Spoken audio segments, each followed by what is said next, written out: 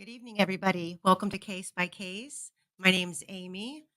You do not have to subscribe to listen this evening. You do not have to like or share the video, but I would appreciate it if you did.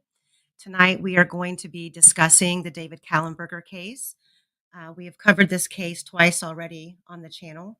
I have two important guests with me this evening, and I will introduce them here in a minute. Just want to take a few moments to recap the case for you guys if you are new. This is Case by Case. Sorry about that. Wrong button.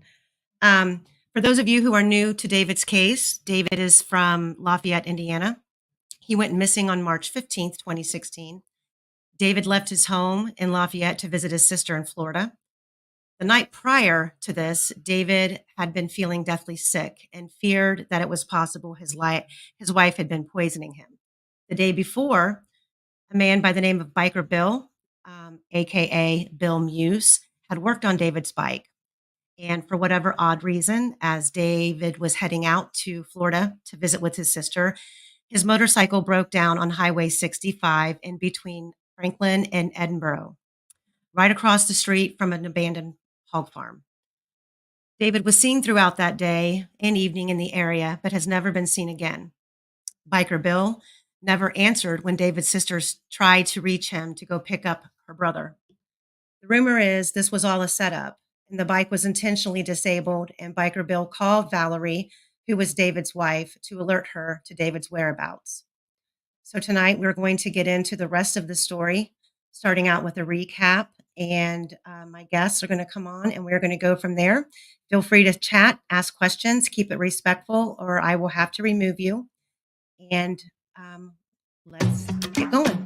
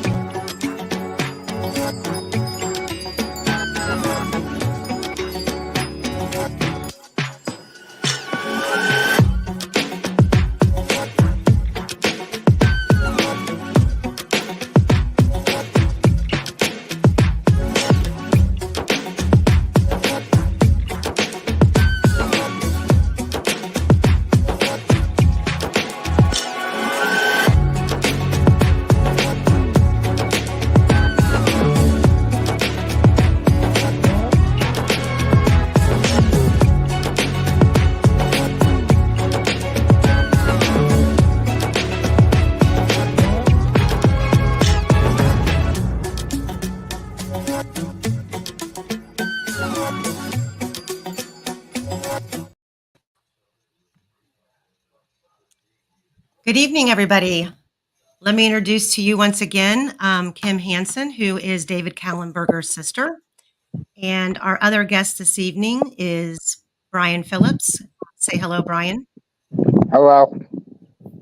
Brian was a friend of David Callenberger's, and he's here to share his story tonight. He's being very brave coming forward, and he wants to share this story. We have made it very clear that this is his decision.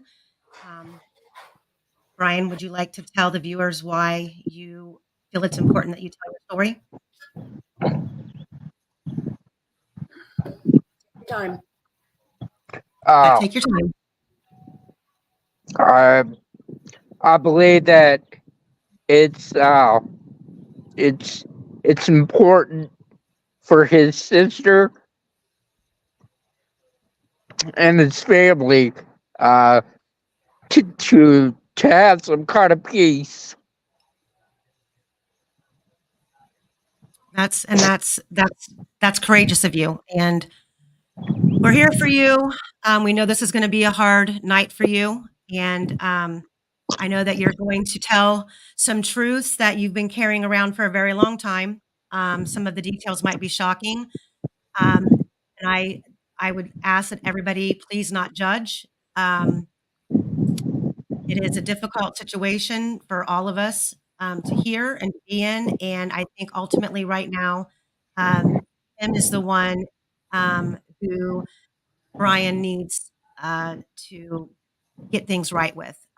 So that being said, let's say hello to everybody in the chat. Hi, everybody. Hello, everybody. Can I just say something real quick? Sure David was can. not coming to visit me. He was moving. He was leaving for good. He wasn't. It wasn't a visit. It was his decision that he was leaving Indiana that day for good. Hello, Melinda Hoskins. Hello, Shay Burt. Under Your Scars. Hello, Dee. Hi, Penny Dye. Truth and Justice Channel. Thanks for joining. I know, let's see here. Shadow should be on. Hi, Peggy. Peggy Garth. That is Ashley Garth's grandmother. Under Your Scars says brave. Under Your Scars wants Brian to know that bravery means a lot to the family. Good for you, my friend. So let's get into this story because we have a lot to tell. And at some point, we're going to give Brian the floor to share his story. But I introduced the live tonight with a little bit of a background about the case and everything that we knew the first time that I covered this case. There was a lot of detail in that 4-hour live that we didn't even get to, but tonight we've got additions to the story, and we're going to go over a little bit of the timeline.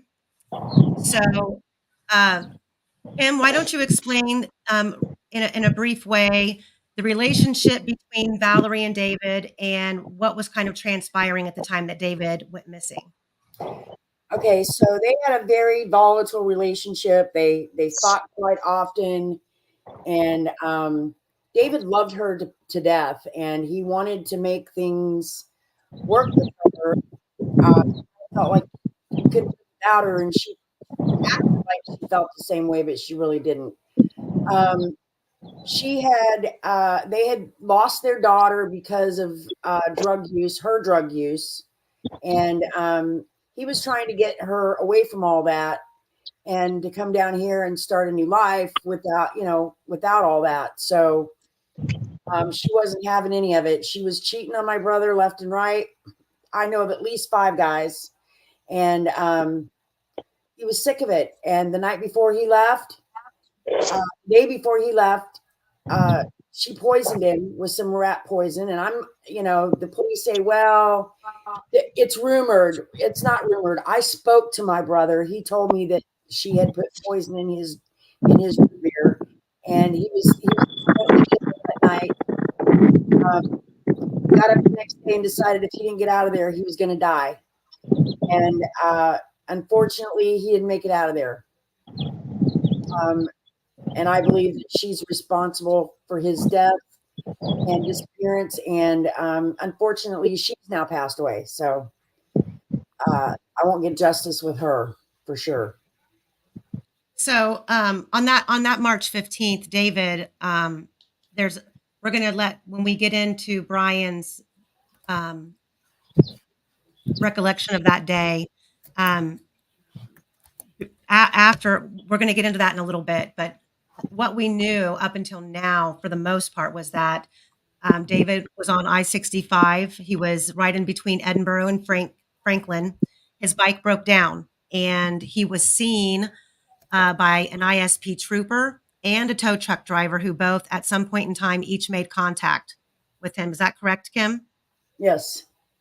And David advised that he had help on the way. Shortly after David's disappearance, Valerie, his wife, began selling all of his belongings in what you would consider a yard sale in the front yard, right down to his clothes and socks. So that kind of alerted the neighbors, right away, because there were neighbors around the area that were friends with David. So some of them began becoming very suspicious of her. There was also a refrigerator in the garage that had ratchet straps keeping it closed that Valerie basically wouldn't let anybody near. It was so what David had a leather jacket, and do we know 100% sure if he was wearing that leather jacket that day? Yes. Yes. He was wearing that Yes. jacket. Yes, So he was. again, after David had gone missing, it was reported that David's jacket was in the home, and that jacket ended up being in the possession of somebody else who claims that they found the jacket in the home after David went missing. And David had been in a motorcycle accident, and he had medication for pain that he constantly had, and he had a pill box that he always wore around his waist, and he kept locked up simply because he couldn't trust Valerie not to steal pills and sell them. And miraculously, Valerie had his pill box after he went missing. So there was a lot of suspicion. Um, Under Your Scars says hi from Canada, David and Kim, or Brian and Kim. So she's saying hello from Yeah, Canada. his name's Brian, not David. Yeah. So the witnesses that we have up to this point, we have the tow truck driver, we have the state police. There was a neighbor by the name of Mr. Sloan who lived near I-65 that David went to the home seeking help. And then we have Rick S., who was he was an actual friend of David's who helped David the night before when David was deathly sick and believed he had been poisoned. It was supposed to be so bad that David was like horrendously vomiting all night. No, it wasn't. It wasn't Rick.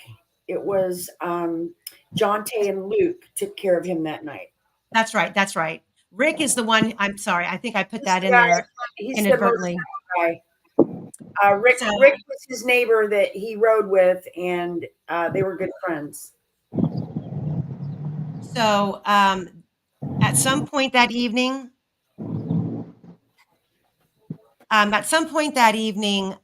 David called and left Kim a message. I'm going to let Kim play that recording. You're going to have to listen very closely because this is an 8.5-year-old recording of David basically stressing that he thought his life was in danger and he was being set up. So I'm going to let her share that, and then we're going to go on.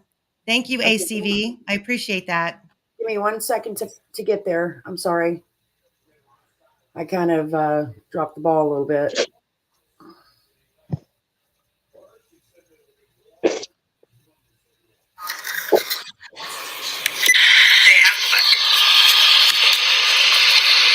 Yeah, they have the bike, and they have a picture of the bike, and the bike looks fine.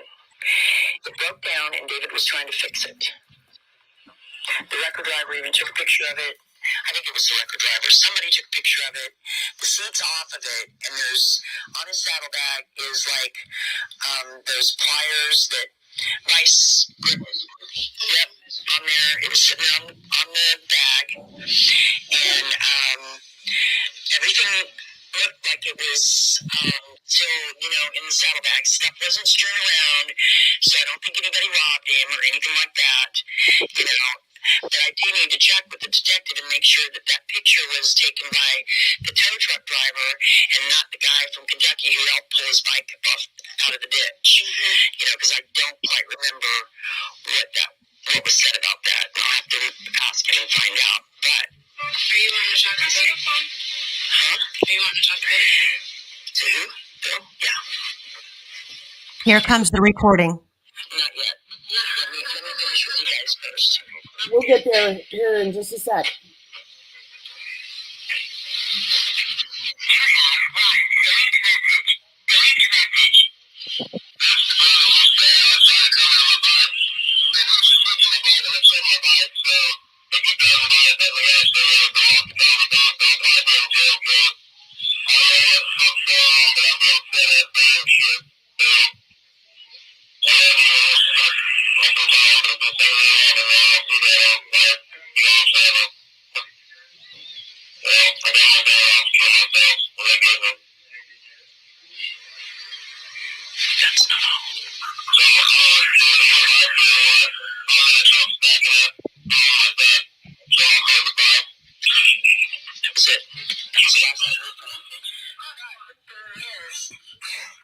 So it sounded clear when we had it earlier, but can you kind of paraphrase? Like, I know that you've listened to it directly from that call and that voicemail.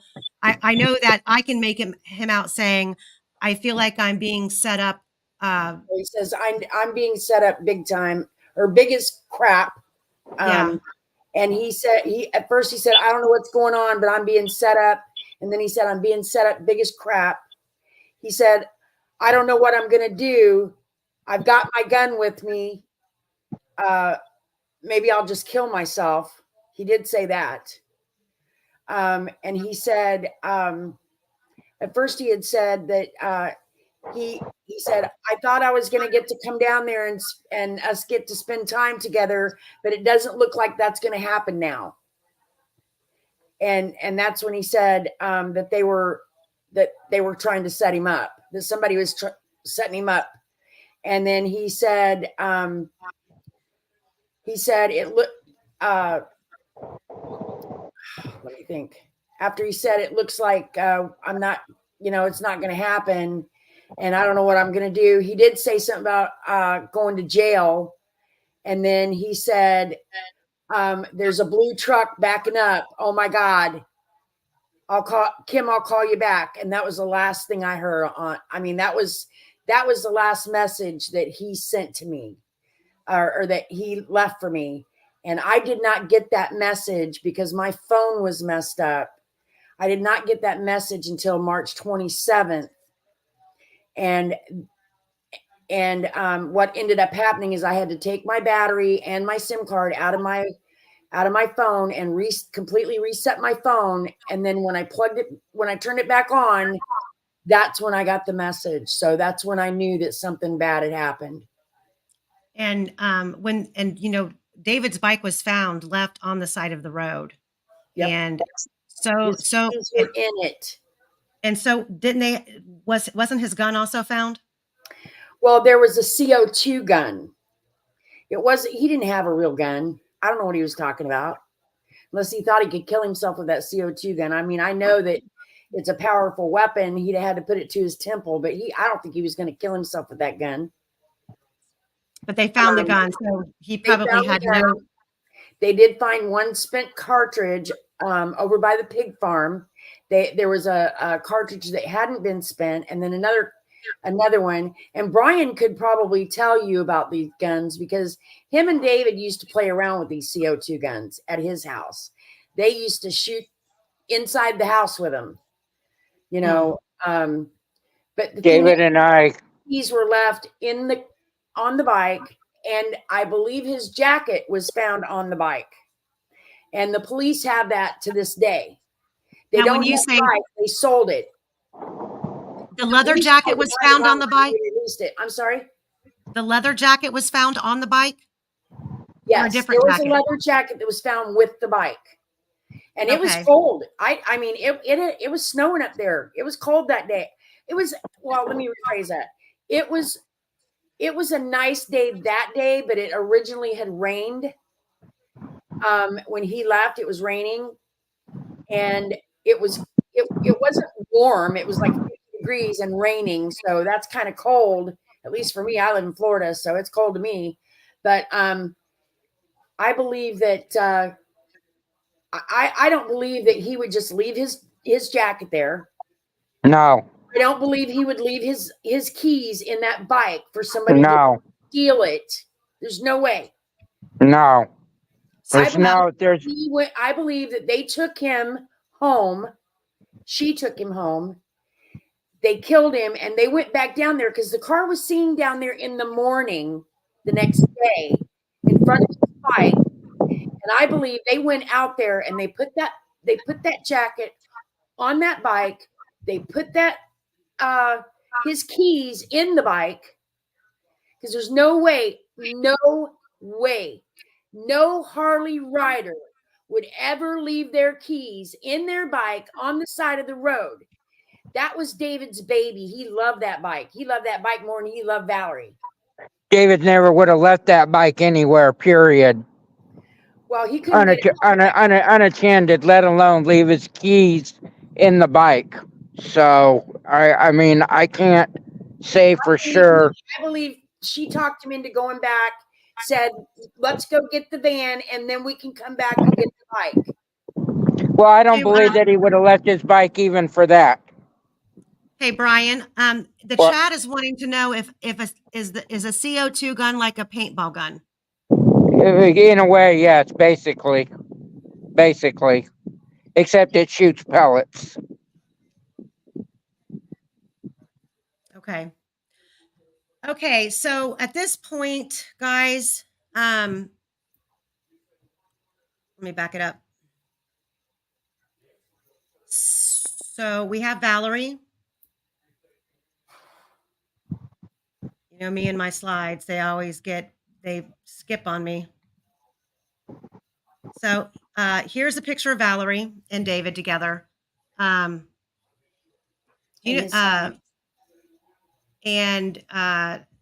Valerie had several different last names that she went by over the course of several years. Valerie Dahl, Valerie McCutcheon, and then Valerie McCutcheon Callenberger. They were married for 10 years. So this is Valerie. This is Valerie and David and their son. His son. His son, you're right. Then at this point in time, the case was handed over to Detective Jerry Holman and Sergeant Tim Kendall initially. And Kim had, there was a lot of things pointing to Valerie and something happening at that house. And they, for whatever reason, would not. They kept saying they don't have enough probable cause to arrest her or to hold her. They wouldn't go in and do a luminol test. We do have, Kim took it upon herself to go in after Valerie moved out of the home. Kim even got permission from the homeowner to allow the police to go in when the house was empty for swabbing and luminol testing, and they refused to do that. So Kim took it That's upon what, herself. Go ahead. that's what I don't That's what I don't understand as to why the Indiana State Police, whether it be Kendall or whoever it was, claimed that they don't have enough probable cause to go into the home after the fact that they're aware of the luminol test and the blood that's in that apartment. Miss Amy, there is absolutely no doubt whatsoever that my friend David was killed in that apartment. He wasn't killed along the I-65. He wasn't killed out there on the road. He was there's just no other there's just no other explanation for the amount of blood that was in that apartment. Now, I mean, I understand that Hollywood is Hollywood, but you see on these cold case shows or on these cold case and justice files and all of that, that they hold them, that they arrest people and hold people for a lot less than what they would have been holding Valerie for. That was more than enough cause. Yeah. So That was more than enough more than enough cause. I mean, why didn't they go in there and do their own tests? Maybe I can understand why they claimed that Kimmy's test would be, a matter of concern or something like that. Okay, I get that, but that doesn't change the fact of the amount of blood that was in that apartment. Well, here's the thing. When they went out there the first time, Kendall told me that he went out there, and that's when they found the sheet in the car. They went there. They wanted to see the car because the tow truck driver had said that he saw that car out there. The two people that lived right below where the bike was found, where he broke down, they said they saw the car out there. There was a tow truck driver was out there that night and helping another motorist that was broke down about 100 feet ahead of David. And even the people that were with the tow truck driver gave their statement to police about seeing David get in that car with a woman. They couldn't see her face, but they could tell that it was a woman. And he got in that car and they took off. They left there. So Well, if they want, if they, him with her in that car, that was the last time he was seen by anybody. And then you've got all the blood in the house. We were going to go on Dr. Phil. That's one reason why I made sure I had that luminol test, because I wanted to confront Valerie with it. Valerie was supposed to go on there and do a lie detector test. All of a sudden, everything changed, and they weren't going to go on there anymore. But before they said that, the police were going to bring in their forensic team, and they were going to do their own test.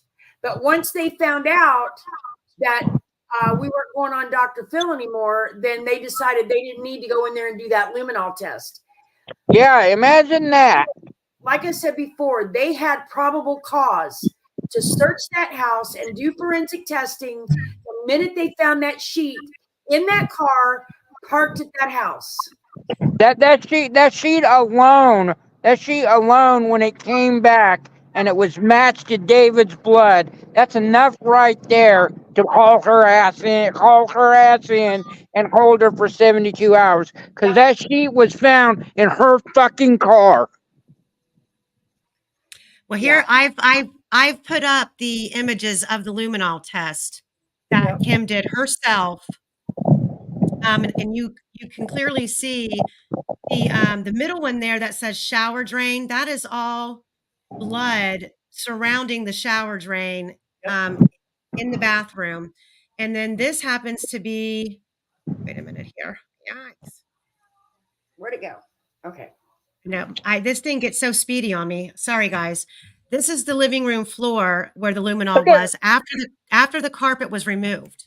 Actually, Look at that puddle of blood right there on the left on the picture on the left. Look at that. That is not no small amount of blood. No, it was not. And now this might be that might be little droplets over there on the picture on the right hand side. That is spatter. Okay, yeah, that's blood spatter. You can see exactly. That's blood spatter. You can see it in the one that has the writing on it. You can see all the spatter around it, and that was a big area of blood. And I don't know I don't know how spatter works. The difference between the spatter of a stabbing and the spatter of a gunshot.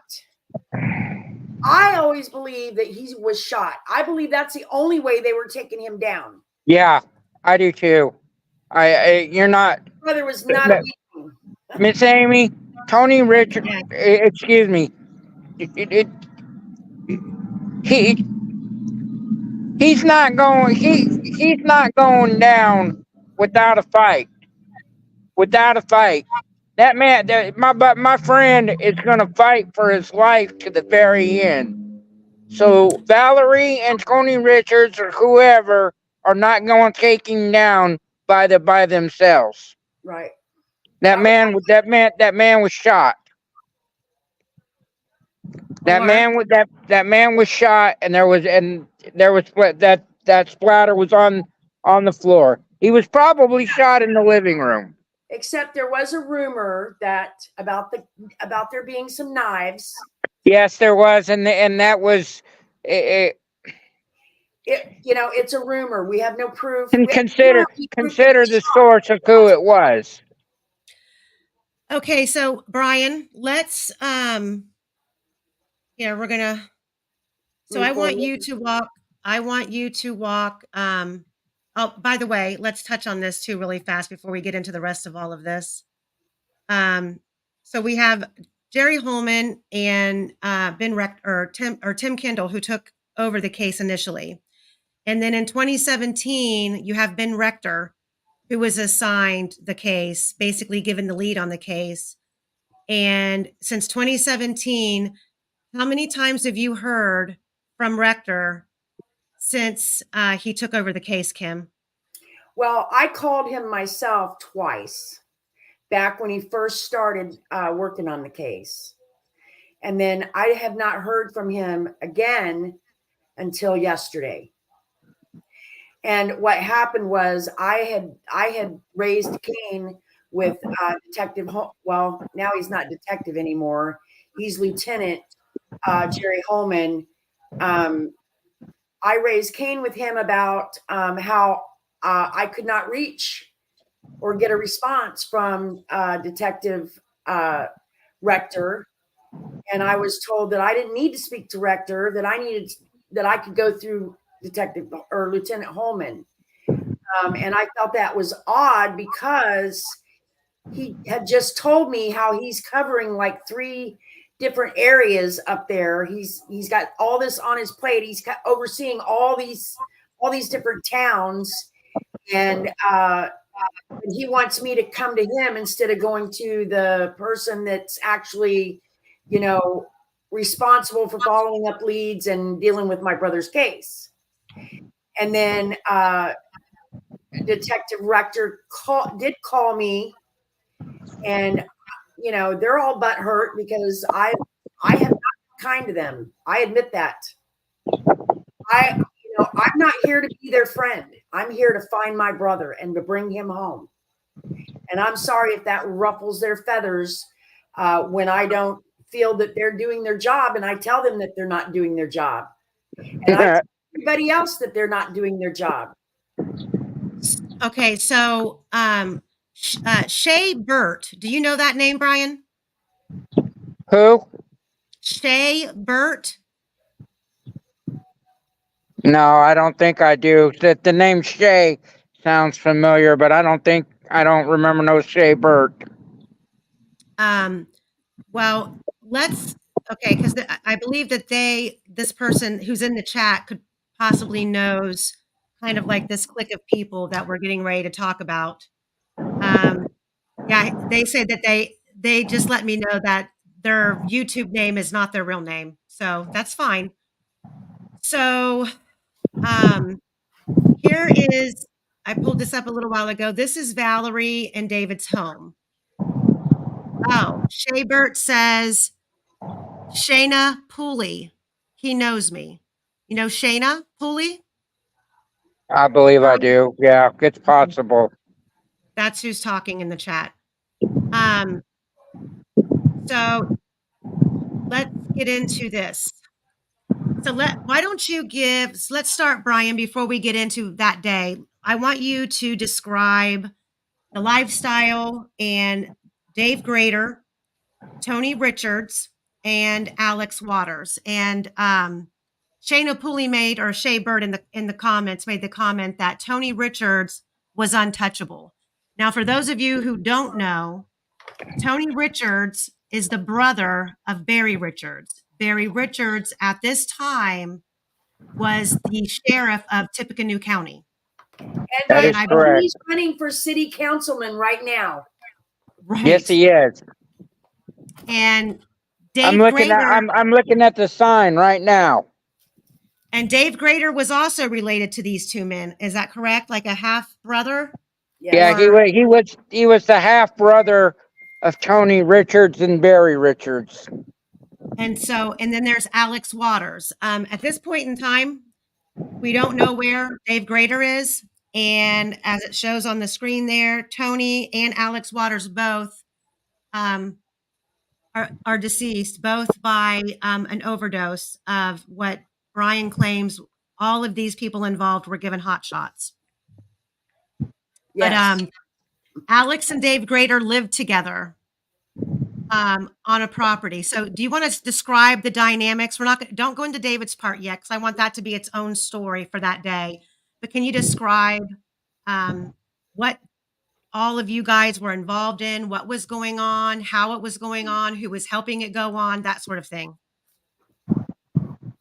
You mean me? Yeah, you. Okay. Well, what was going on with you and Dave Grader and Tony Richards and Alex Waters? What was your relationship like? How was your life? Miss Amy, we were all dope heads. We were all drug dealers. We were all drug addicts, and we were all drug dealers.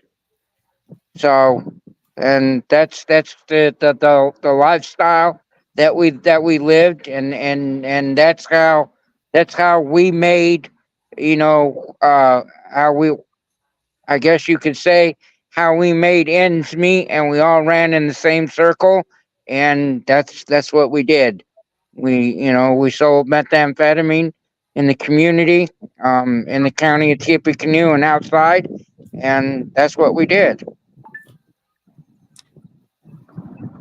So but come on now, you're going to have to tell the whole story Okay, well, I mean, about Barry Richards' involvement and how oh yeah, all of yeah, that. Miss Amy, everybody always wanted to know why that house that Tony Richards and Alex Waters and Dave Grader were living in, why it was that they were never able to find anything, if and when it was raided, by either the sheriff's department or the narcotics unit, or a combination of the sheriff's unit and the narcotics unit, or however you want to, what they wanted to call them, and that was for the simple fact that Tony Richards and Dave Grader had protection from their brother. That's what it was. That's how the the methamphetamine was coming in to Lafayette, and was coming in to Tippecanoe County, and that's how everybody, certain people, they were having a hard time getting a handle on it. And recap again what you told me about Kokomo and Delphi. The methamphetamine, the main sources of the methamphetamine at the time were coming out of Kokomo and were coming out of Delphi. I used Tony Richards to get dope out of Delphi. I had my own connection to get my dope out of Kokomo, but it was all coming from the same place, basically. In a nutshell, it was all, at the end of the day, Miss Amy, it was all coming from the same place. And that was where? Oh, I mean, I don't know for a said fact, but it was believed that it was all coming out of Delphi. Okay. So, and David and Valerie at one point in time lived in Delphi, and then they at one point in time lived in Monticello. Correct. Yeah, that's it. From what you and Miss Kimmy have told me, that they both did live in Delphi and that they both did live in Monticello. I never knew that. Miss Amy, I knew Valerie before I knew David, and I've met Valerie through John Cake, because I would deal drugs to John Cake, and then I would deal drugs I would deal drugs to Valerie. Now, And at the time, let's go just ahead. be clear. Jonte lived above in the apartment upstairs above David and Correct. Valerie. Correct. But And at the time that I originally met her, she lived right across the street in a real small little 2-unit duplex before she moved into the apartment upstairs from David and Valerie. Okay, are you talking about across the street from where you lived, or across the street from them? From across the street from Valerie and Dave. Okay. It was it, Miss Kimmy. If you remember, it was that white 2-unit duplex right there across the street on the side of the building, back where Rick lived. Okay. I didn't really pay attention to a lot of the places up there. I just Yeah. had, See, John, when I was there, I had one track mind. I wanted to know where Valerie lived. I wanted to know where you lived. I wanted to know where Biker Bill lived. I wanted to know where Bill Darnell lived, where Jonte and Luke lived. That was what I was concentrating on, the people that I wanted to talk to at that time. So I don't really remember where you're talking about. I know where Rick lives, but And if it's by him, then yeah, I probably did see it. Miss Amy, if you pull those pictures back up that show Dave and Valerie's house, and you look at the picture that shows the white window. Okay, you're good. You're going to him right now. Yep, she's trying.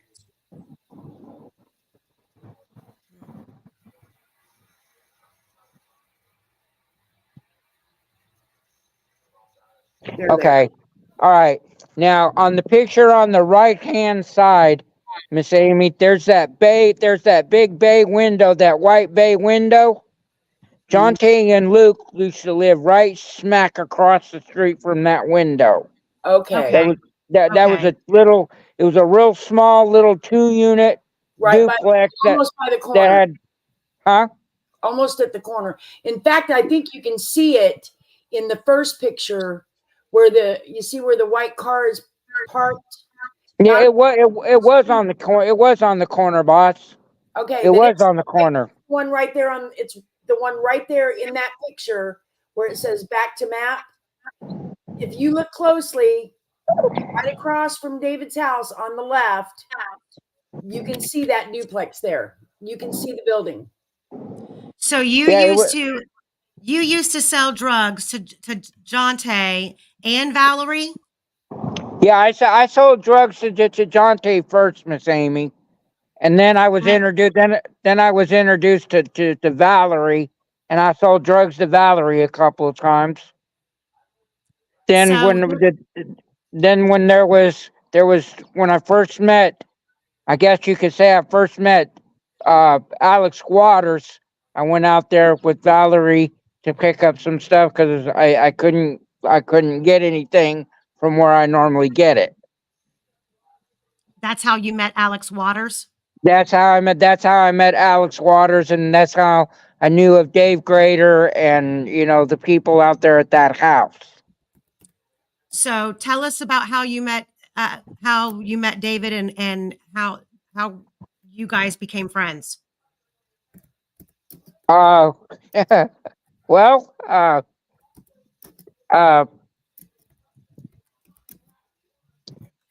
actually met David at my house over on McHarry Street in Lafayette.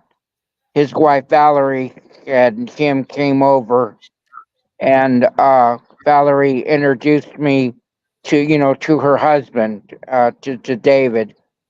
And David and I became real good friends, simply because of the fact that we used to shoot guns off in the house. Real guns? Well, no, ma'am. I should say that we shot those C2O guns off in the house. Whenever he would come over to the house, we would put a big plywood board up in the window, and we would shoot at that board, and we would draw a target on it, and then we would go outside and we would try and shoot through the board from the other side.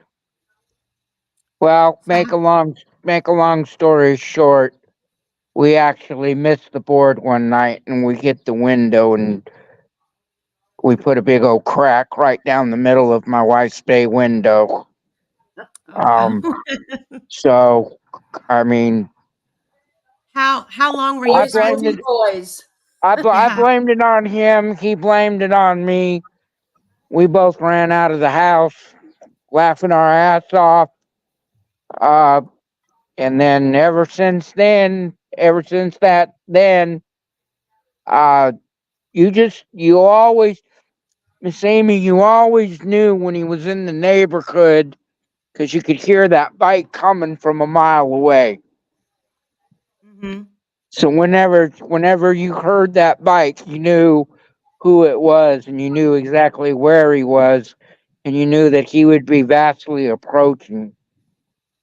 So when you knew that he was vastly approaching, that meant it was time to get get the plywood board out of the basement and hang it up by the window and get all of the guns out and start, getting everything ready. Right. That's what Jonte said too. She made a comment when I was trying to interview her. She said that she knew when David was coming, when he was home, because she would hear that bike rumbling down the road before he ever got there. And somebody else came to the house on a bike and she thought he was home. And it wasn't him, it was somebody else. But see the thing about it, Miss Amy, that didn't sound like no ordinary Harley. Yeah, I mean, you hear it, that bike had a very distinctive sound to it, so you could tell that bike apart from another bike, because gotcha. you just knew, and you knew that he was coming. You knew your friend was coming to your door. You knew that he was coming to the door, and go turn the porch light on and unlock the door, because he just would walk in, or you would think that he was gonna walk in, but he would really come through the back, or he would come through the side, and then you'd be standing out there on the porch waiting for him in that little enclosure. Kimmy will probably remember that little enclosure that we had on the front of the house. We're standing out there waiting for him, and he's already in the house. So he's already in the house, in the back in the living room, just standing there. And I want to keep this podcast. The back of your house. I want to keep this podcast clean, but I actually did get shot in the ass with one of those things once. I bet that hurt. You missed that. Well, sound, I mean, it didn't. I mean, it didn't exactly. Yeah, it didn't tickle. I mean, and I was really wanting to know where it came from, because the one that your brother had, Kimmy, he had a red light on it. So he had one of those. He had the beam on it, so the beam would tell you where it was going. Right. So whenever you would hold it, you put pressure on the trigger, but not enough to shoot it, and it makes that beam light up, and it shows you where it's going to go. Right. Okay, so I just want to say this. I know you missed the sound of that bike. I can tell. When you talk, I can tell. Now, yeah, like I said, that was a very, very unique bike. Is Rhonda your wife? Rhonda What? K? Is Rhonda K? Is that your wife? Yeah, that was who I was with at the time. Okay, she's on there now saying, yes, you knew when Dave was coming over, you could hear his motorcycle. Yeah. Yep. So he even taught her how to shoot. He taught her? Yeah, he taught her a couple of times how to shoot. So that's why we didn't know if we were really in trouble that night when we put a hole in the window. I mean, I blamed it on him and he blamed it on me. So mercy. It just. Well, if it would have happened at his house, you'd have definitely been in trouble from Valerie, because she was that type of person. But see, she was there, and she was there and thought that it was funny. But I think maybe that might have only been because it wasn't, it was our house and our window, and those are the things that we did, Miss Amy. That's how we spent our time. That was your relationship. That's how we related to each other, and we really didn't have to communicate. We didn't have to say anything, because we just knew. You just knew that it was time to this is what we were doing. And we go out in the front yard and in the backyard and in the living room, and that's what we did. Right. Well, are you ready to talk? Let's start with that morning, the day after David got sick and thought that he was being poisoned. Well, Start with Miss that Amy, morning. Miss Amy, let's actually back up for a second. Let's Okay. actually pause here for a second, because uh, on the night of the 14th, when it's believed that she actually poisoned him and made him sick, she came and she did spend the night at our house. She did come over, and Shay, So the night that she did ask did permission to spend the night. She claimed that she had been shot in the breast and in the butt by David with one of those C2O guns. That was not true. I'm the one that actually ended up shooting her later on with it. David was not the one that did that. But anyway, can I interrupt for a second? Brian, Shay Burt, she says she's Pops's daughter or granddaughter. She wants to ask a question. She says, "Can I ask a question without it coming off rude?" So you want to hear what she wants to know? what's her question? Right. Okay. Shay, go ahead.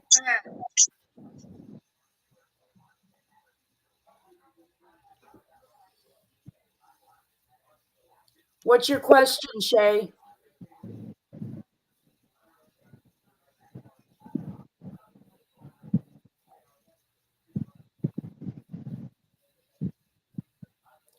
Under your scars, how in the heck do you get shot with a hot dog?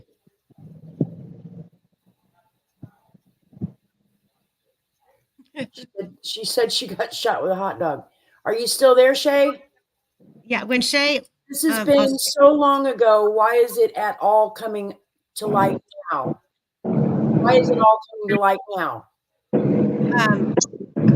Shay, it's coming to light now because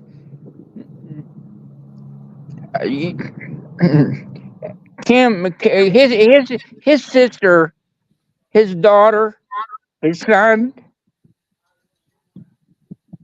his grandbabies, they all need to know. They Right. all need to know, and they deserve closure, and they deserve peace. That's why. That's why. And that was, believe it or not, if no matter what anybody ever says or whatever anybody ever thinks, that was my friend. And I've lived with this secret for 9 years. Well, 8. 8, excuse me, 8, going on 9. 8. You're right. 8, excuse me. For 8 years. And it's time to clean my side of the street. And it's time to clean my side of the street. That was my friend. And I mean, I can't. He deserves it. He deserves to be his story to be told. But not only that, Miss Kim, not only that, Kim, I owe you and your family so much,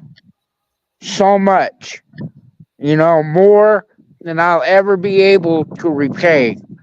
And this is one way that Huge hopefully, start. you guys are going to be able to have some kind of closure and close the door on the past. Maybe not all the way, but we're going to be able to go forward. Right. So go ahead, Brian. So Valerie asked for permission to come over and spend the night that David thought that he had been poisoned. Yeah, that is correct. So that would have been Monday, the 14th. And the only reason that I remember that so vividly is that's the same day that my wife at the time, Rhonda, the Impala went to the garage to have the brakes done, or to have some work done. Her parents had come down from up north and got the car and took it in to be serviced. So that's why I remember that night. And the following morning, which would have been the 15th, The day that David left for to go to Florida, uh, Valerie and we did go to Alex Water and Dave Grader's house early in the morning, uh, probably like between 7 and 8. It was really rather early. Can While I, we were can there, I stop you for a minute? And go because this is a valid question that Lacey has. go ahead. If Valerie showed red flags in her behavior on the 14th while she was visiting that made you think David was in trouble. Didn't you tell me that Valerie told you that she poisoned the root beer and the chili? No, she didn't tell me that she poisoned the root beer and the chili, but we had suspected. That's what we had said. She was the only one that could have done it because those two were the only ones that But were in the apartment that night. how did you know she did it if she didn't admit it to you? But those two are the only ones in there when dinner was made, Miss Kimmy. I understand that, but how did you know? What I'm asking is, how did you know that it was poisoned at all? Because I believe if I remember correctly, that Jonte, when I heard that Jonte and Luke had taken care of him, Jonte had made the comment that that he was poisoned. He Okay. was sicker than a dog and throwing up all over the place. Okay. What did Valerie do?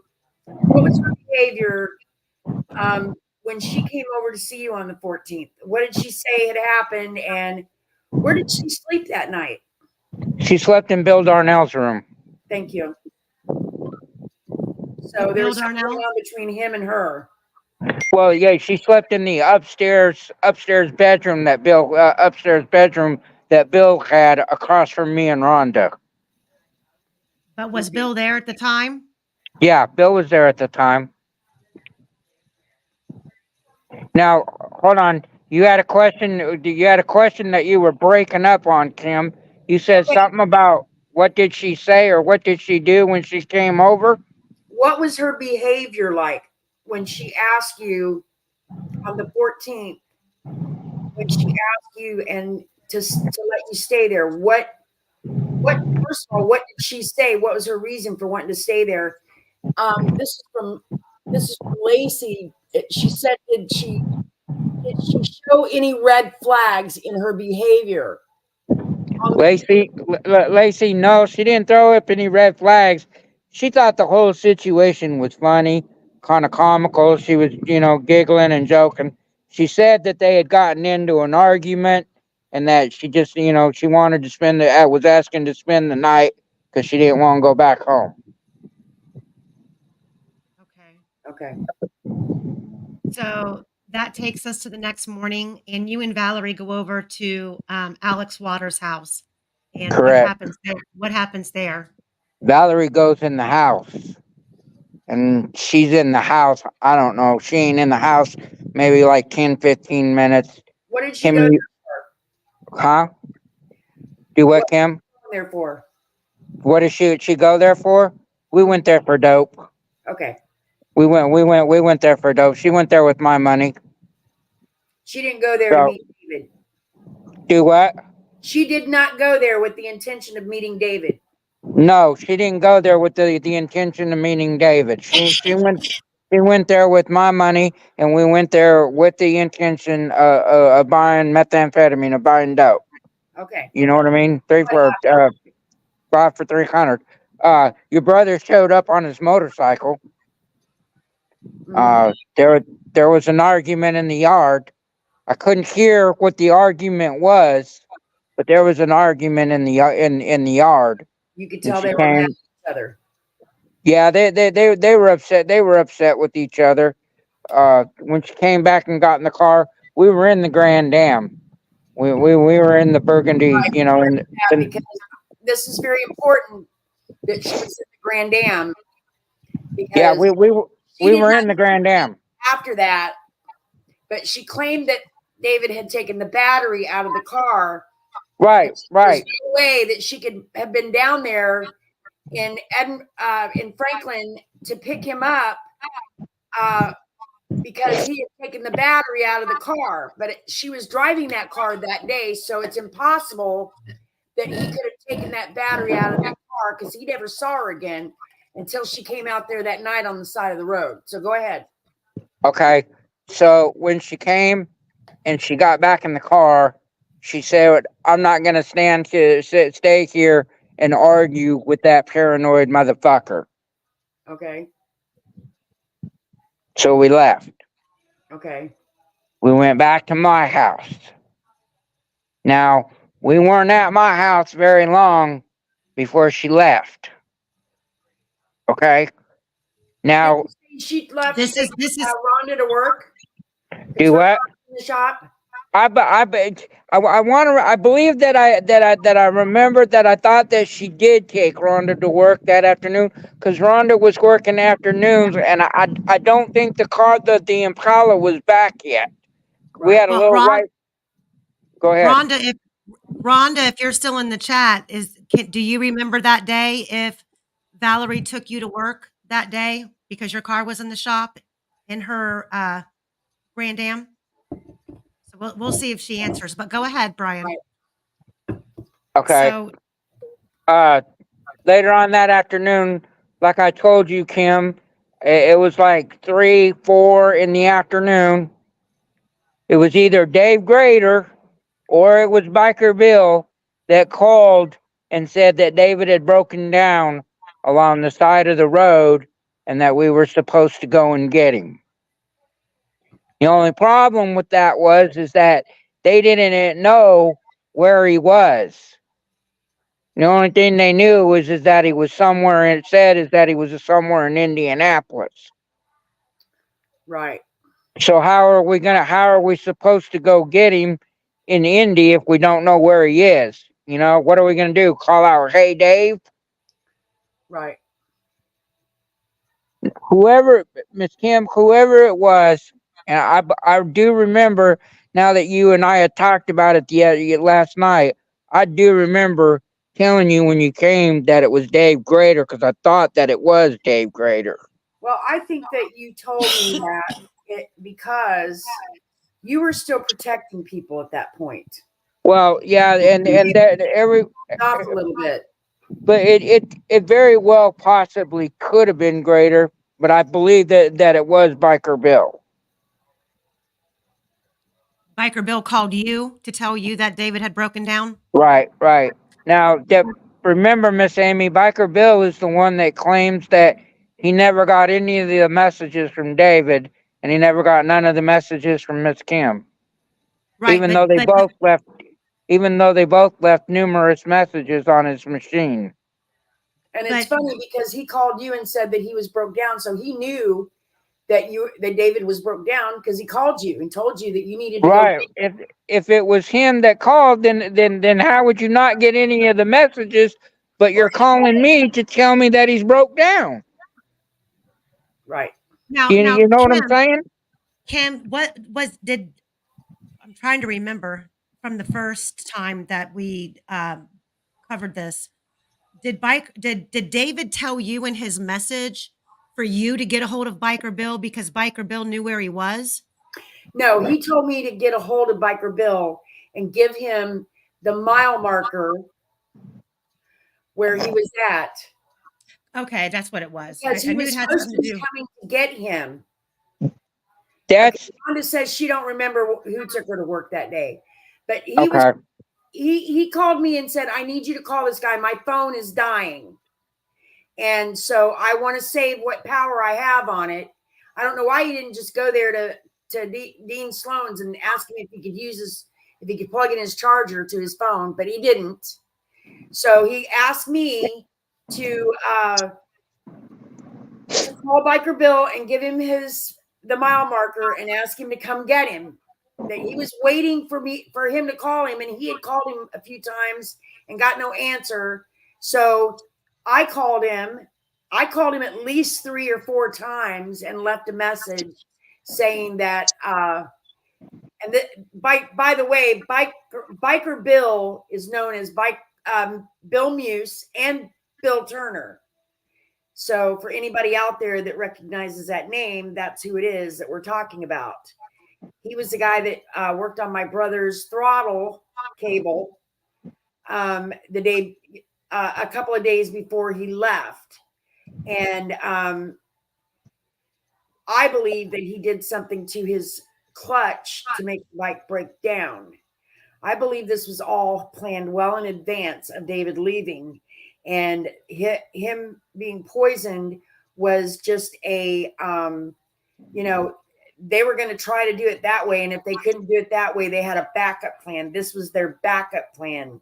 He wasn't getting away on that bike. There's no way he was getting away. But anyway, I called, left several messages, never heard anything. I assumed that he had gone down there and got him.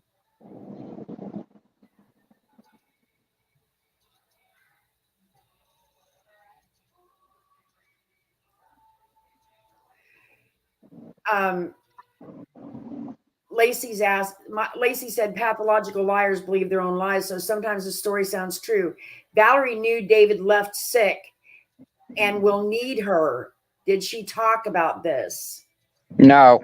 I got you. Did she ask you about it? Okay.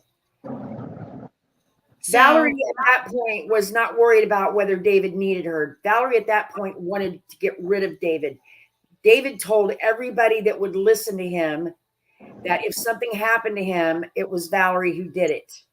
David knew. He was not paranoid. He knew what she was up to.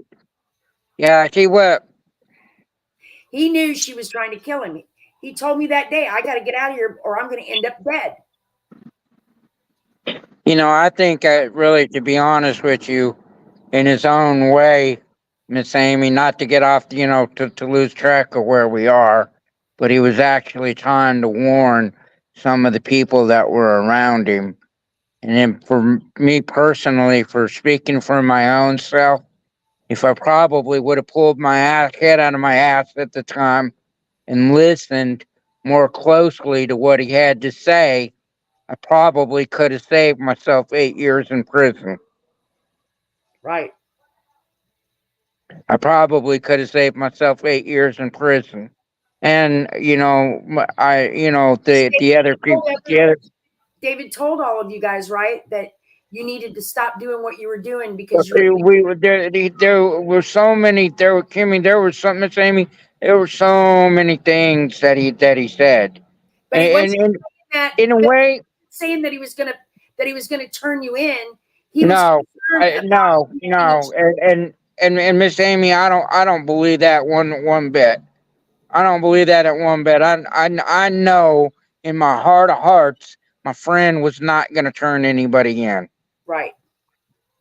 He had no intention of turning anybody in. Nope. Whatsoever. but you Even believe though he that's why hated it. you believe that's why he died, though, because people thought that he was. Well, Miss Amy, that's the rumor. I mean that is the rumor. Do I believe the rumor? I believe that that it has something to do with that rumor, and somewhere in the middle is some truth. Okay. Maybe that rumor's not all 100% true, but I think, Miss Amy, I believe that that's where this all started at. I don't believe that. That they needed to get rid of him before he got everybody busted. Do what, Miss Kim? Do you believe that he and I'm not trying to put words in your mouth, but do you believe that that Valerie convinced everybody that David was a threat to them? Yes. And that's why this happened. That's how she got them to go along with her. Miss Amy, that's how she manipulated everybody into going along with what was to transpire and how this whole thing came about and put the ball in motion. Because she didn't, Miss Amy, she didn't come up with this by herself. She might have wanted David gone, and she might have wanted to get rid of him, but she didn't come up with this by herself. Right. Somewhere along the line, somebody heard a rumor or somebody said this and somebody said that, and she took advantage of that situation right there, molded it to fit her scenario, and conned everybody into action. into And cooperation. that's what happened. And that's what and I believe that wholeheartedly in my heart that's what got my friend killed. Okay, so Go ahead. Yeah, let him go on and go ahead with the finish. story, hon, about that So- day. So Valerie left you at your house and she left. Correct. Like I said, I got the phone call later on that evening about That- breaking down. You know what I mean? He was supposed to call back, never called back. David called me at two something that afternoon. Okay, well, this was probably within the next hour from when he called his sister, would be about the time that I got the phone call at home saying that he had broken down. Right. Because it was like right about give or take 4 o'clock. Okay. Kids are starting to get out of school. People are starting to come home from work. And It's that's time about to the start. same time that he called me that last time. Right. It's time to start getting dinner ready and everything like that. And that's when they called and gave the broken down on the side of the road story. Okay. Then what happened? Okay. So then Okay. back. Well, then the next morning I went over to Wait a minute. Valerie. Wait. Back up. That night. What happened that night? The jail story. She came back to your house, remember? Yeah, she came back to the house, said that she needed to go bail him out, that he was in the Marion County Jail. He had gotten himself arrested and we needed to go get him out. Now I'm not giving the money to Valerie. But I said we can go get him. Let's go get him. If we need to go get him, let's go get him, you know? Well, okay, well, hold on a second. We're gonna get a couple of people to ride with us, and we're gonna go bail him out. Well, she never comes back. Don't hear from her Tuesday night. Don't hear from her again Tuesday night after that story about being in jail, and we're gonna go get him and be right back. Wednesday, am I right, Kimmy? Wednesday, which would have been the 16th. Go over there, find out whether or not he's back and he's home or whatnot. Knock on the door, no answer. But not only is there no answer, Miss Amy, there's no dog. Okay? Okay. The dog's not going ballistic. Was that I the day mean, that the pain on the steps was there, or was it the next day? it was the next day, Miss Kimmy. It was the next day. Hold on. With Hold the- on. We're gonna come to that. Right. When I left, Where does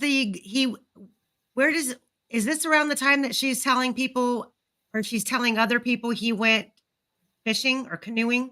Camping. yeah, the he went fishing and canoeing story is the very next day. Okay. I'm sorry. It's the very next day, Miss Amy. No.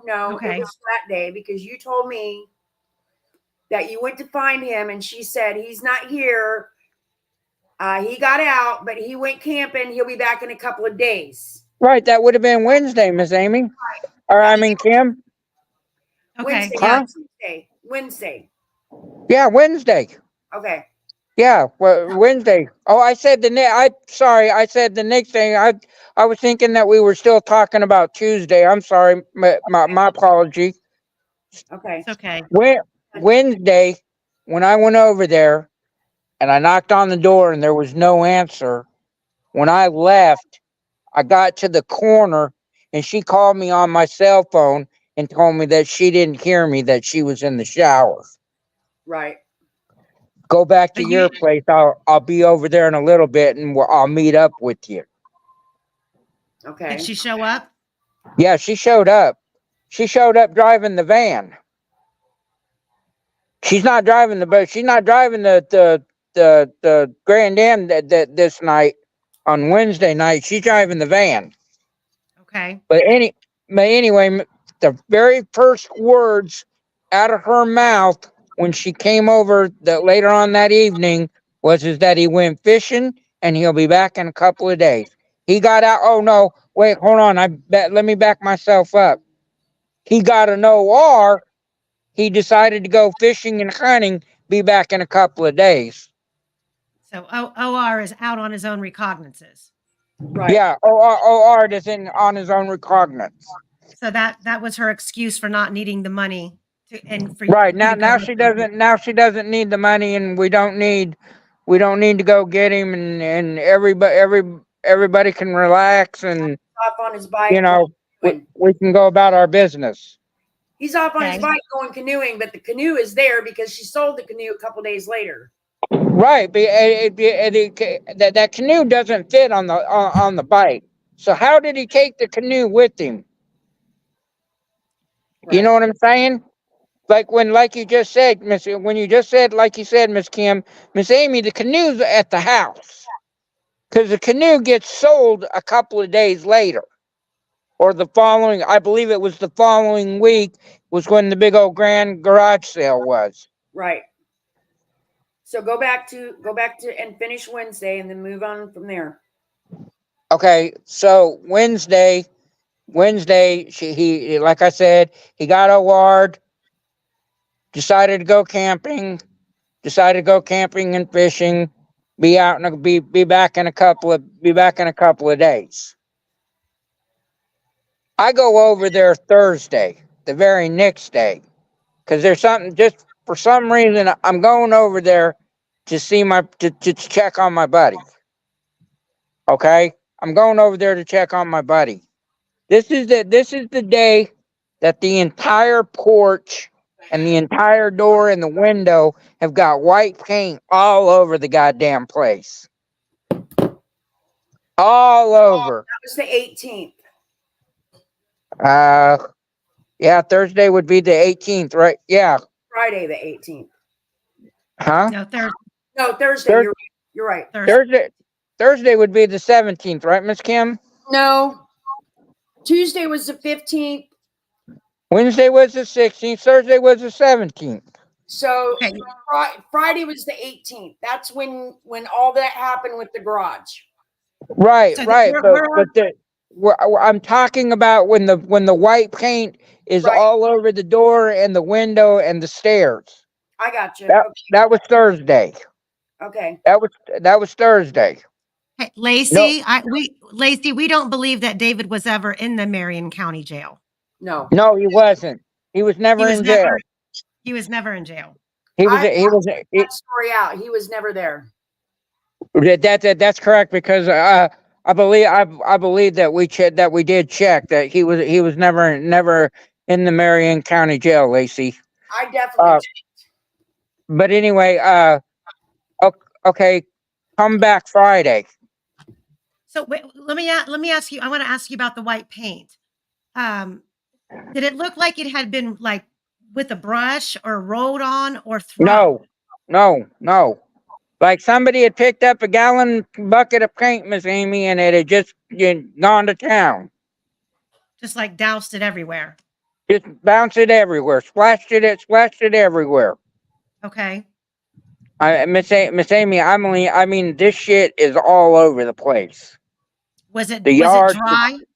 Was it dry when you got there?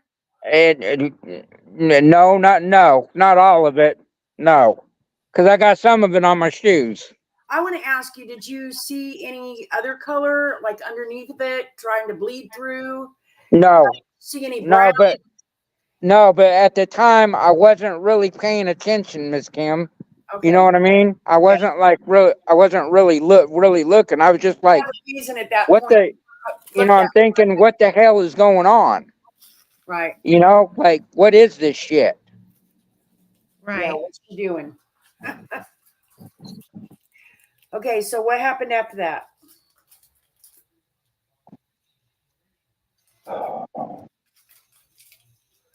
We're up to Friday. The 18th. We're up to Friday, the 18th.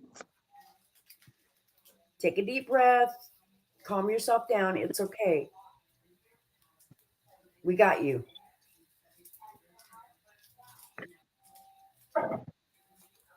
Miss Amy, I go back over to Valerie and Dave's. Only this time, the stairs and the steps have been painted black. That's so bizarre. Okay? So, the porch and the steps are completely black. Again, there's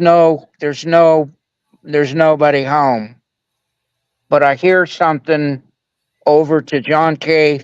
and Luke's side of the building, like something being dragged or By dropped. their stairs, over where their stairway Right, was. right over where the stairway was that would lead up to their apartment. Hold on a minute. Can you bring those pictures back up? There you go.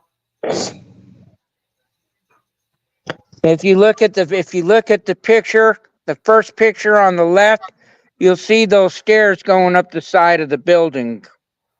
And there was a driveway over there on the side of that, right? Yeah, there was. If you look down in the corner of the right hand corner of the picture, Miss Kimmy, you start to see the brick, that concrete slab driveway that was starting to lead, that would lead up to the building and to the garage. Okay. Go ahead. Miss Amy, it's not. Miss Amy, it's not it's not John K. and it's not Luke. Whatever it is or whatever it was that I heard is coming from the garage. Because you can still hear people moving around in the garage and like ruckus in the garage. Right. So then what happened? Miss Amy, I went to the side door of the garage. I went in because that side door didn't close. Okay. I went in, and the refrigerator that everybody was talking about that had the straps on it is in the middle of the garage. Is in the middle of the garage. In the middle of the garage floor, standing upright. Okay. Right in front of the refrigerator. Right in front of the refrigerator, there's a tarp with straps wrapped around the tarp. Those are the two yellow ones, like the ones that they use on the flatbed trucks.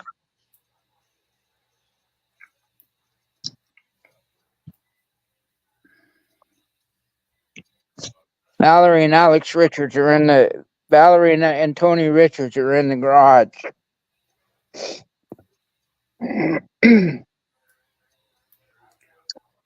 What else do you see?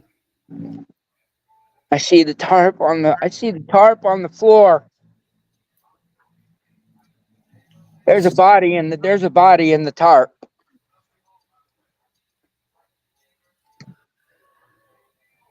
You could just tell by the shape. You could tell by the shape and the outlay. Was there anything else besides the tarp and the body that you saw? Well, how was the body?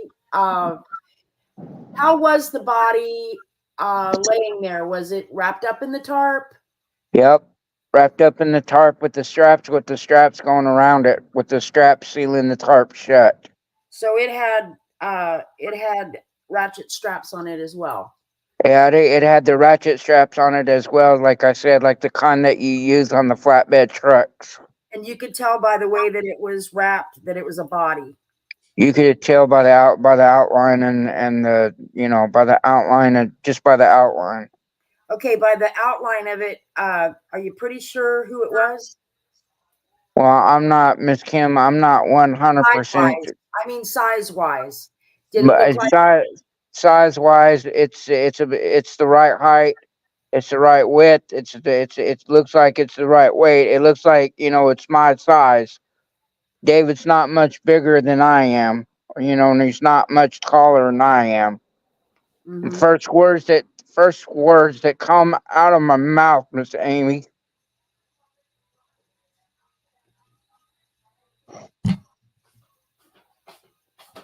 It's okay, Brian. You're doing good. You're doing fine. If you need to take a break, we can. God forgive me. He is. He does. He does. And I'm going to tell I'm you sorry. because you're doing the right thing by coming forward. And you asked him to forgive you for it. He is. He did. It's already done.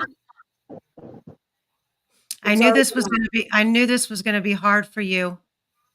Take a deep breath.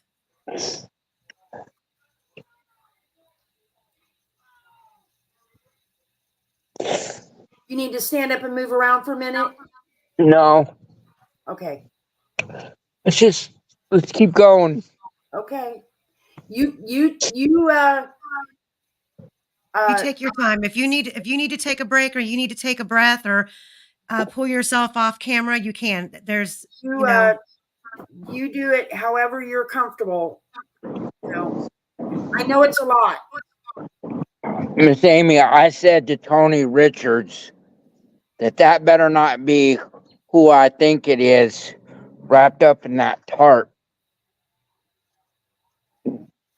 And Tony Richards said to me, these are his exact words of what he said to me. He told me, he says, you know who's in that tarp. You know why he's in that tarp, and you know why we're doing this. We're not doing this for our health. Did you at any time say to him, that's David in that tarp? Do what, Miss Kim? Did you ever say to him, that's David in that tarp? No, I never specifically said. What I said was, nobody ever mentioned David's name.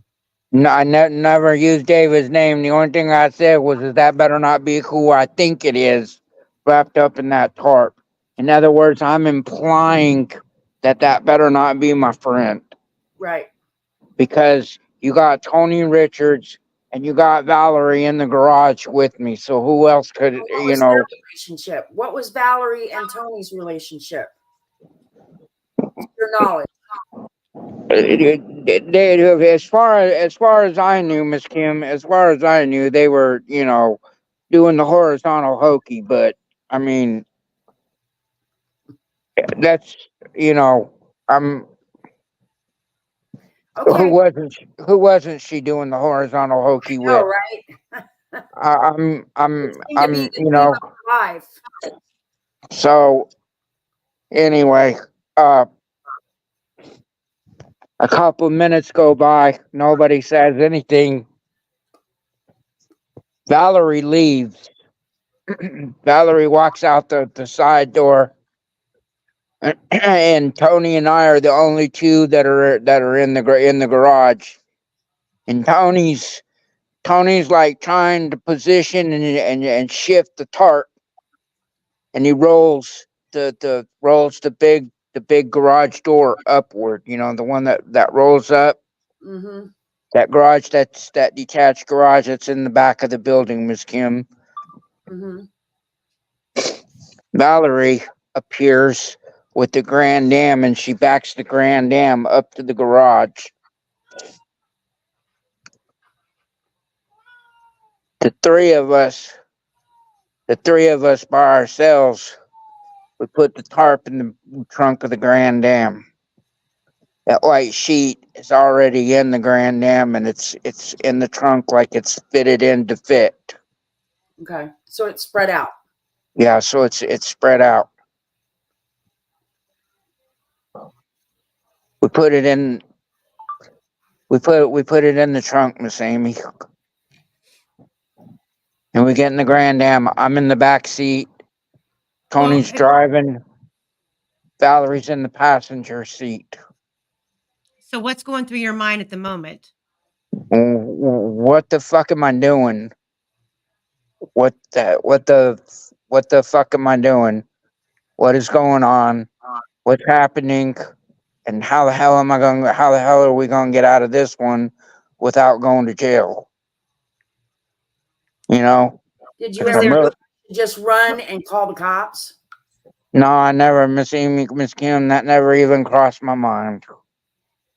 That being so selfish and so doped up back then, and just everything that was happening, and everything that was happening and happening so fast, just wanted to get out of there.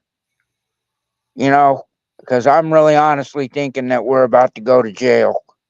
That somebody's gonna like Know that roll you up. just stepped in a pile of crap. Yeah, that where somebody's getting ready to roll up here any second, and this ain't good. This ain't good. so what is what is the conversation in the car on the No conversation at all, Miss Amy. Nobody says anything. Nobody says it. Nobody says anything. Coney drives. Valerie's in the front, and I'm staring at the ceiling of the car, the roof of the car, looking out the sunroof.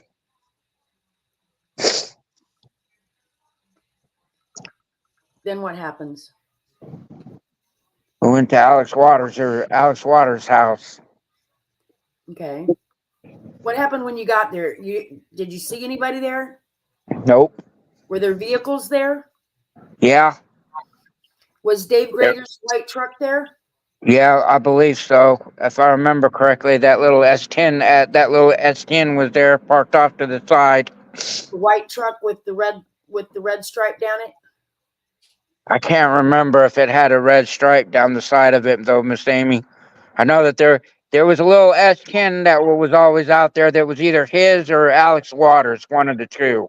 Well, that truck was Dave Grader's. I think Alex had a different vehicle. Didn't Alex Waters have a Jeep Cherokee? I believe so, yes. Okay, so all right. well for reference, what Brian's getting ready to go into is they just arrived at Alex Waters and Dave Grader's house. The picture on the left is the home as it currently sits. It's been bought and remodeled, and it has a homeowner who uses the property as a rental property. So there are tenants who live here now.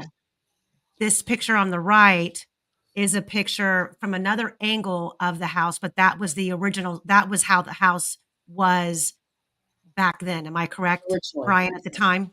The one on the right. Yeah, the picture on the right was the home back in 2016 or 2015, 2016. Brian, Okay. I'm looking at that picture on the left, the one where it's painted blue. Do you see that that brick flower box there in the back on the right-hand side of the house? No, it's hard for me to see though, Miss Kim. Okay, there's a brick. It looks like a flower box. Was that there when David went missing? Or was No, that if after? if that's a flower box or some kind of box on the side of the house, that wasn't there. But it was there before Alex moved out of the house, correct? I don't know, because when Alex moved out of the house, Miss Kim, I was locked up. Mm.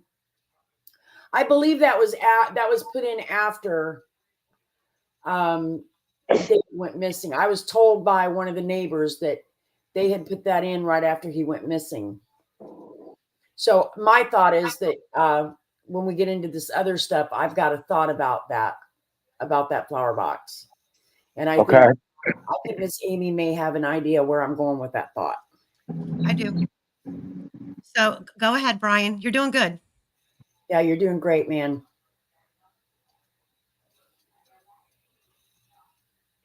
We backed the car up to the garage, and we'll open, get the garage door open, and we go in the garage,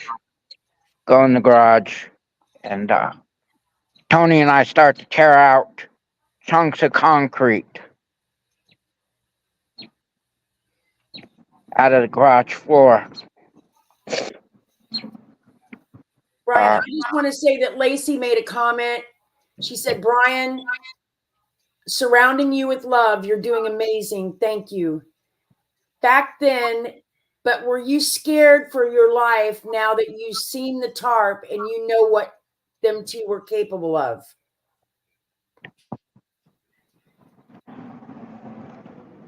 I was more scared for myself, you know. Right. I think I was more worried about going to jail, or I was more worried about going down with them. You know what I mean? Yeah. You know, I'm really honestly thinking that, you know, Popo or 6'5", 6'5" rolls up to the door here, and you know we're all three toast. Right, but let me ask you this: at any point, did you feel like they did this to your friend? Could they could do this to me if I don't cooperate with what they want me to do? Yeah, I think that killed him. They could do the same to me and just throw me in there with him. I was thinking that in a way, Miss Kim. I wasn't really like real worried about it, or like really, you know, focused on that or concentrating or thinking that. But yeah, it's like maybe in the far back in the recess of my mind and everything like that, you know, I'm thinking that, you know, I don't want, you know, I don't want no bullet to the back of the head. I just want to get the fuck out of there and go home to my wife. Okay. All Eyes on Delphi says, still here listening. Just wanted to thank Mr. Brian for speaking up while I had a free hand. So these people, you got love and support here, Brian. Okay. We're all here. We're listening to what you got to say, and we're all very proud of you for what you're doing. We're all very grateful, and I want you to know that. So did you take David out of the car then, or he's still in the trunk? Not yet, Miss Kim. Still in the trunk. So We're getting this. around in the garage. We're getting these chunks of concrete busted out, Miss Amy. You know, Okay. I mean, 'cause this floor, it's not a flat floor that's, you know, where you gotta go in there, and we had to jack it out with a jackhammer. It's not a regular slab. No, it's not a regular slab, Miss Amy, and this floor is a piece of shit anyway, where it's pretty much partially all busted up anyway. What did you use to bust it up? Pickaxes. Okay, let me ask you this. Gravel. It was dirt, it was gravel, and then there were areas where there was concrete, you know, like it was spilled out. But were your pickaxes like I asked you before, you didn't show up at these people's home and you said you guys spent an entire day there. The following day on Saturday, we were there all day long, Miss Amy. So what was Alex Waters someone who would just randomly own a handful of pickaxes, or did it seem as though the pickaxes were there for your use? Not that you knew. Though Tony came from somewhere with those pickaxes. Those pickaxes were there. I want to say that he came from the back of the shed or back of the garage outside with them, but I can't remember real clear. Those they were there, Miss Amy. You know, Okay. we didn't bring anything. Okay. So this is Friday, and you're breaking up the concrete. So what happens the rest of that evening for you to return on Saturday? Well, what happens next is once we get, you know, a good portion of that concrete pulled out and like, leveled out with the gravel, leveled out, start to dig a hole. Start to dig a hole. That was lined up with the old exterior door and what would have been the back of the garage at that time. So were you digging a hole side to side in the garage or front to back? Front to back. Front to back. Front to back. And widening it on the side a little bit, but not really worrying about the side, Miss Amy. Okay. At this, You said that you only dug down. I'm getting a little ahead here, but you said you only dug down about 3 feet, right? yeah, Miss Kim. When it's all said and done, we only went down about 3-4 feet because. So it would have been real easy for someone to go in there later and take him out of there, right? Yeah, it does, and that's the thing, Miss Amy. When it's all said and done between Friday and Saturday, when this hole is dug, I'm only up to my waist. Okay. Okay. And you're so not that's why. tall. Huh? And how tall are you? Well, I'm 5'8", Miss Kim. So that's why I say that we only went down about 3-4 feet if I'm only up to my waist. Right. And so in reference to looking at the picture of the garage, it looks like it's So that's right at 3 feet. It's a 1.5 car garage, but it only has a 1 car garage door on it, because if you look to the right of the garage, it looks like the garage is a little wider on the right-hand side than the left. That's all, Miss Amy. That's all new. Back then, it wasn't that wide. Oh, it is. It is. I'm looking at it right now in the old picture, and the right side of it is wider than the left. Yeah, right. In the old picture. So in reference in that garage, did you dig dead smack in the middle, or was the like hole where the closer? peak is? Was it the middle of the garage or the middle of the door? With Miss Amy, we were evenly lined up with that interior door that used to go out into the backyard and that back wall at the time of the old garage. Not the new garage where the new wall is and the closet is. At the time back then, that back wall was the back wall, and the exterior door that led out into the yard. That's where we were at, smack in the middle. Okay, so you said that it was in the middle of the wall, right? The back wall. Yeah, that back wall, boss. Middle of the peak, not the middle of the door. No, not the middle of in the middle of the room. Right, I got you. Okay. Peter Taylor says hi from Scotland. You're a real man, Brian. You could have no comment. Don't know nothing. Be proud of yourself for doing the right thing. Thank you. So that's Friday, and hello, Peter from Scotland. Thanks for joining. Yes, thanks for joining us. So Friday evening. So how far did you get on Friday evening? We didn't get, Miss Amy. We didn't get very far. Maybe foot and a half. Okay. Maybe. We didn't get very far. We weren't making much progress with pickaxes. And this was a tedious process. At that particular time,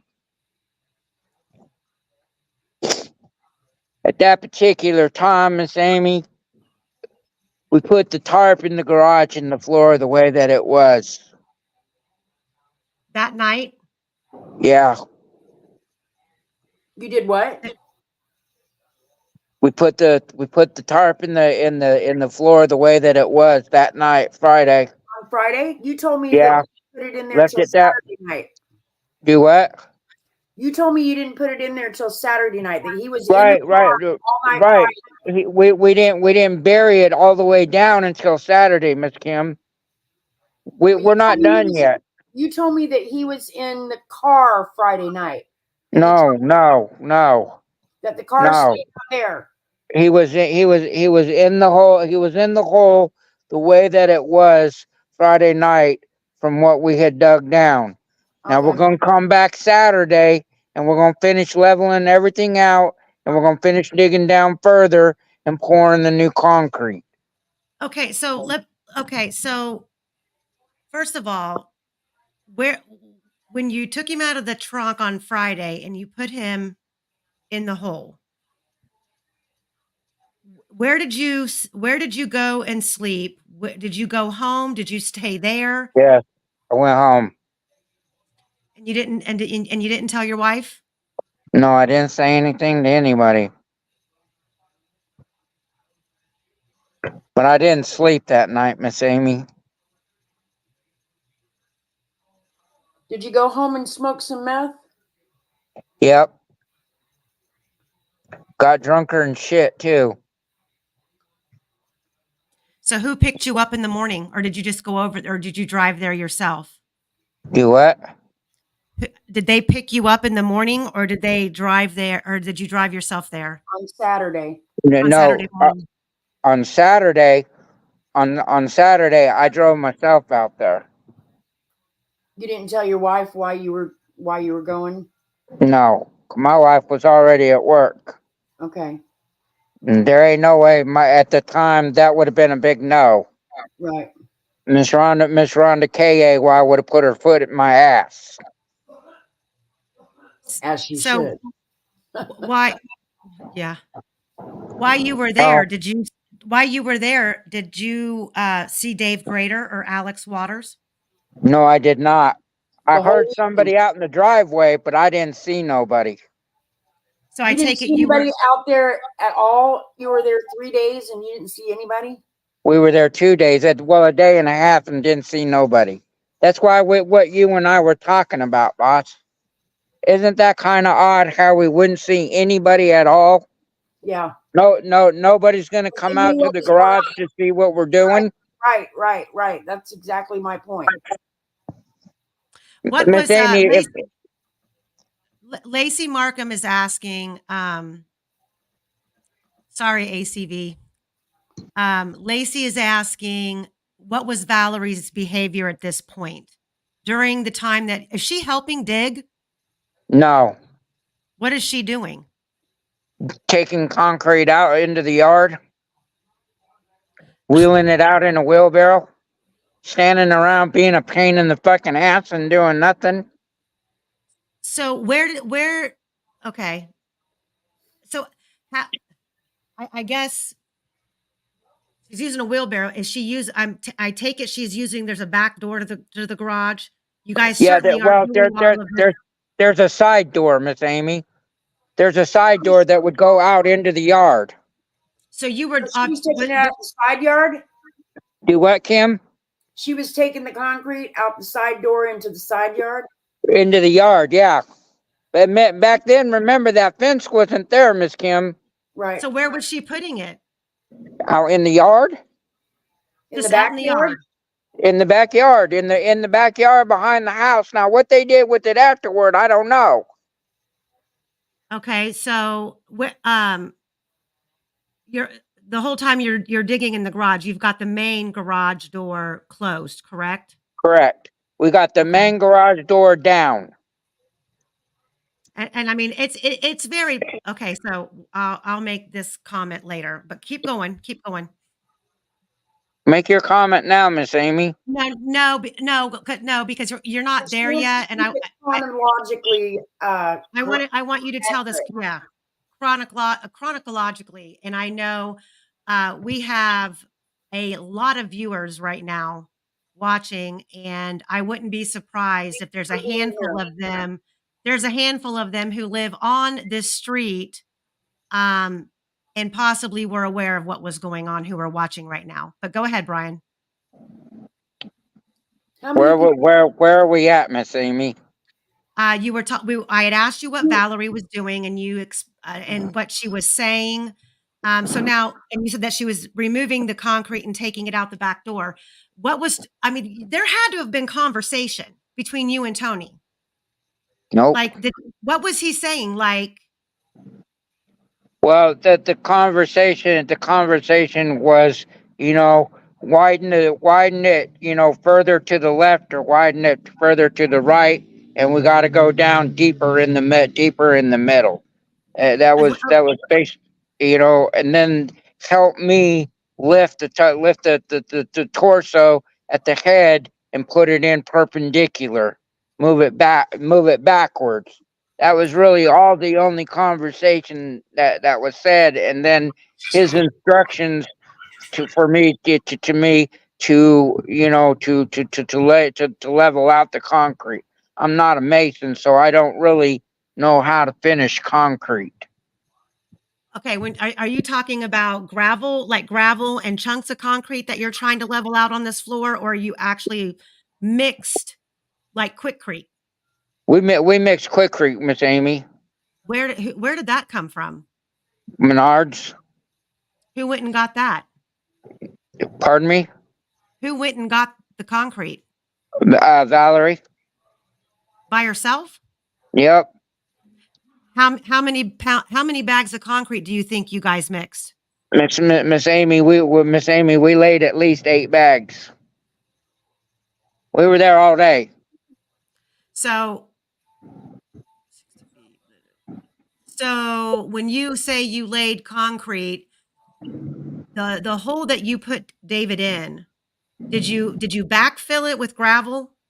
Yes. And okay. So Leveled it out with shovels. Got a regular, construction level and a board. And started pulling it backward to level everything out. And mix the concrete, mix the Quickcrete in the wheelbarrow, and then just started pouring it and backing it out. Pulled it towards us, and then finished it.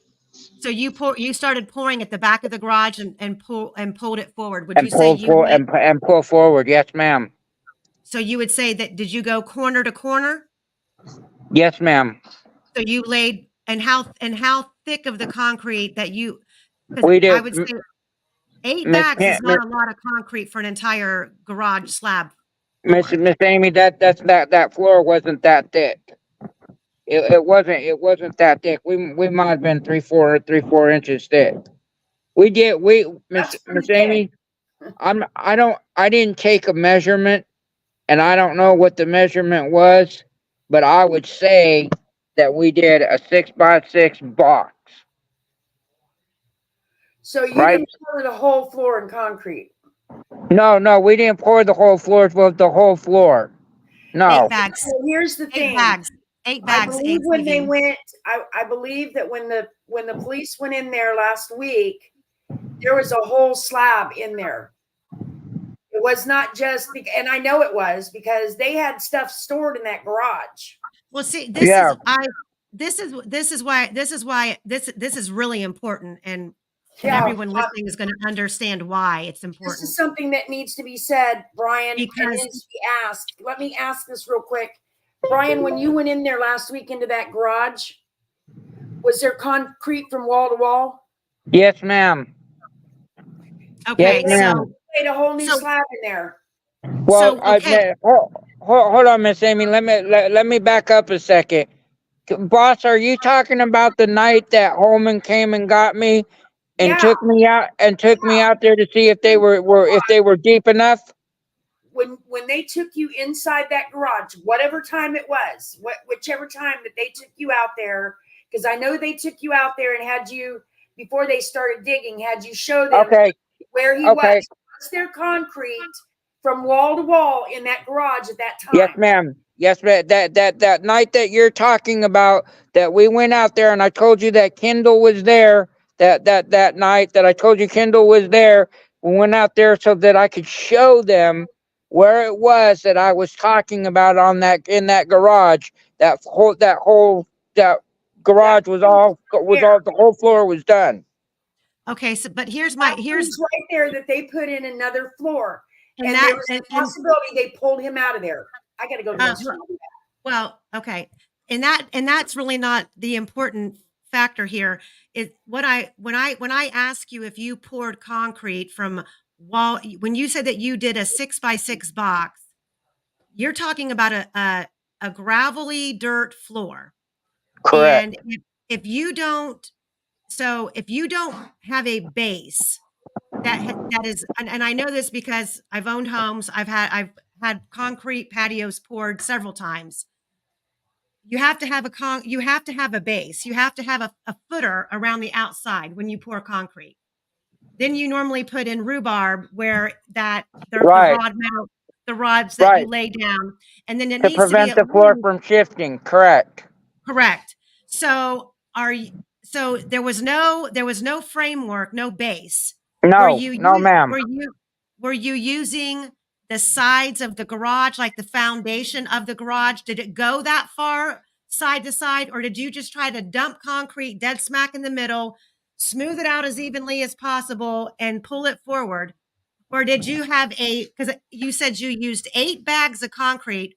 That's not really enough concrete to cover all 4 corners, all edges of a one-car garage. We did not go to all 4 corners, Miss Amy. We did what you said. We poured concrete in the middle, pulled it forward, and smoothed it out the best that we could, and made it as thick as we could.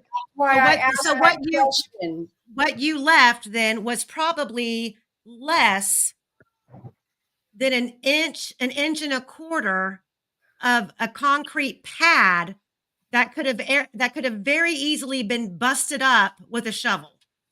Yes, Right? ma'am. Because Miss Amy, because when I went back the second time, Kim, when they were actually digging the first night, Mm-hmm. part of that concrete floor outside of where they were digging was busted up.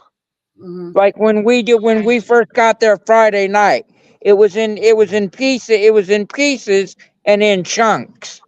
Are you talking about when you were burying him, or when the police were out? When you were out there with the police? When the very first night that Holman and Kendall and Richter started digging, Uh-huh. okay, and I went out there to the side of where they were digging.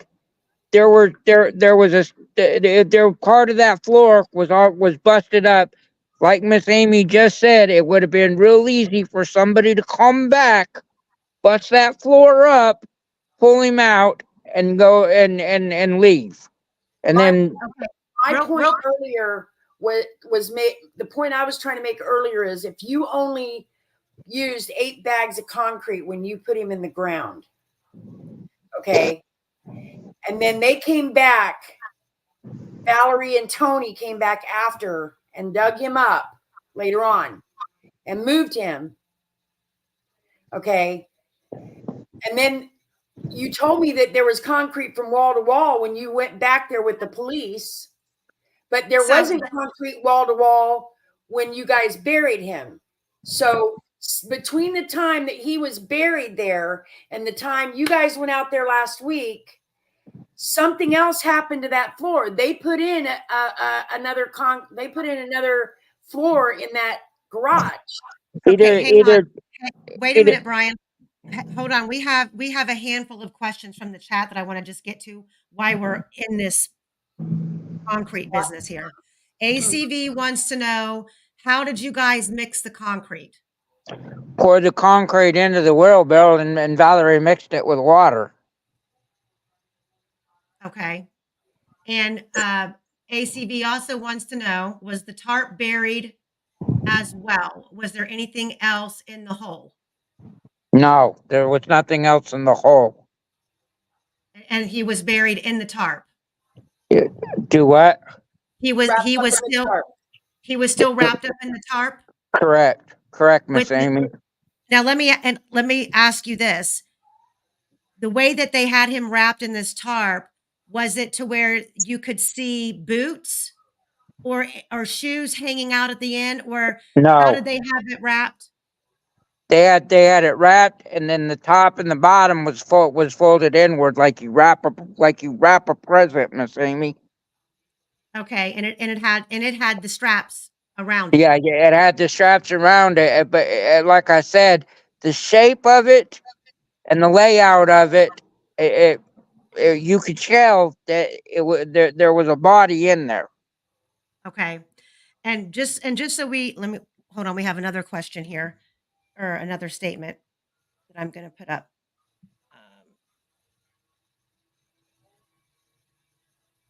It would have been 2 different shades if not all the floor was done. That's true. I'm saying they Yeah. went in and put it and laid a whole new floor on top of it. It was Well- dug up, and then they laid a whole new floor on top of it from wall to wall.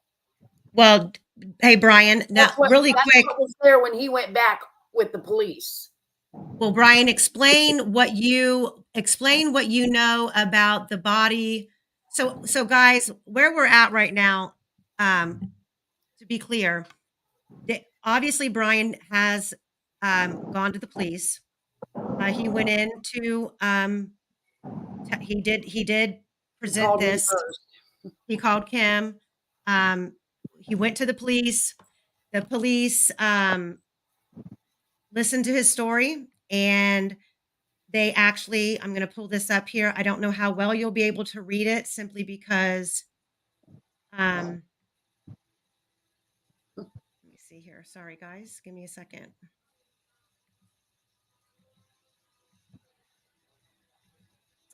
Why is this being a pain?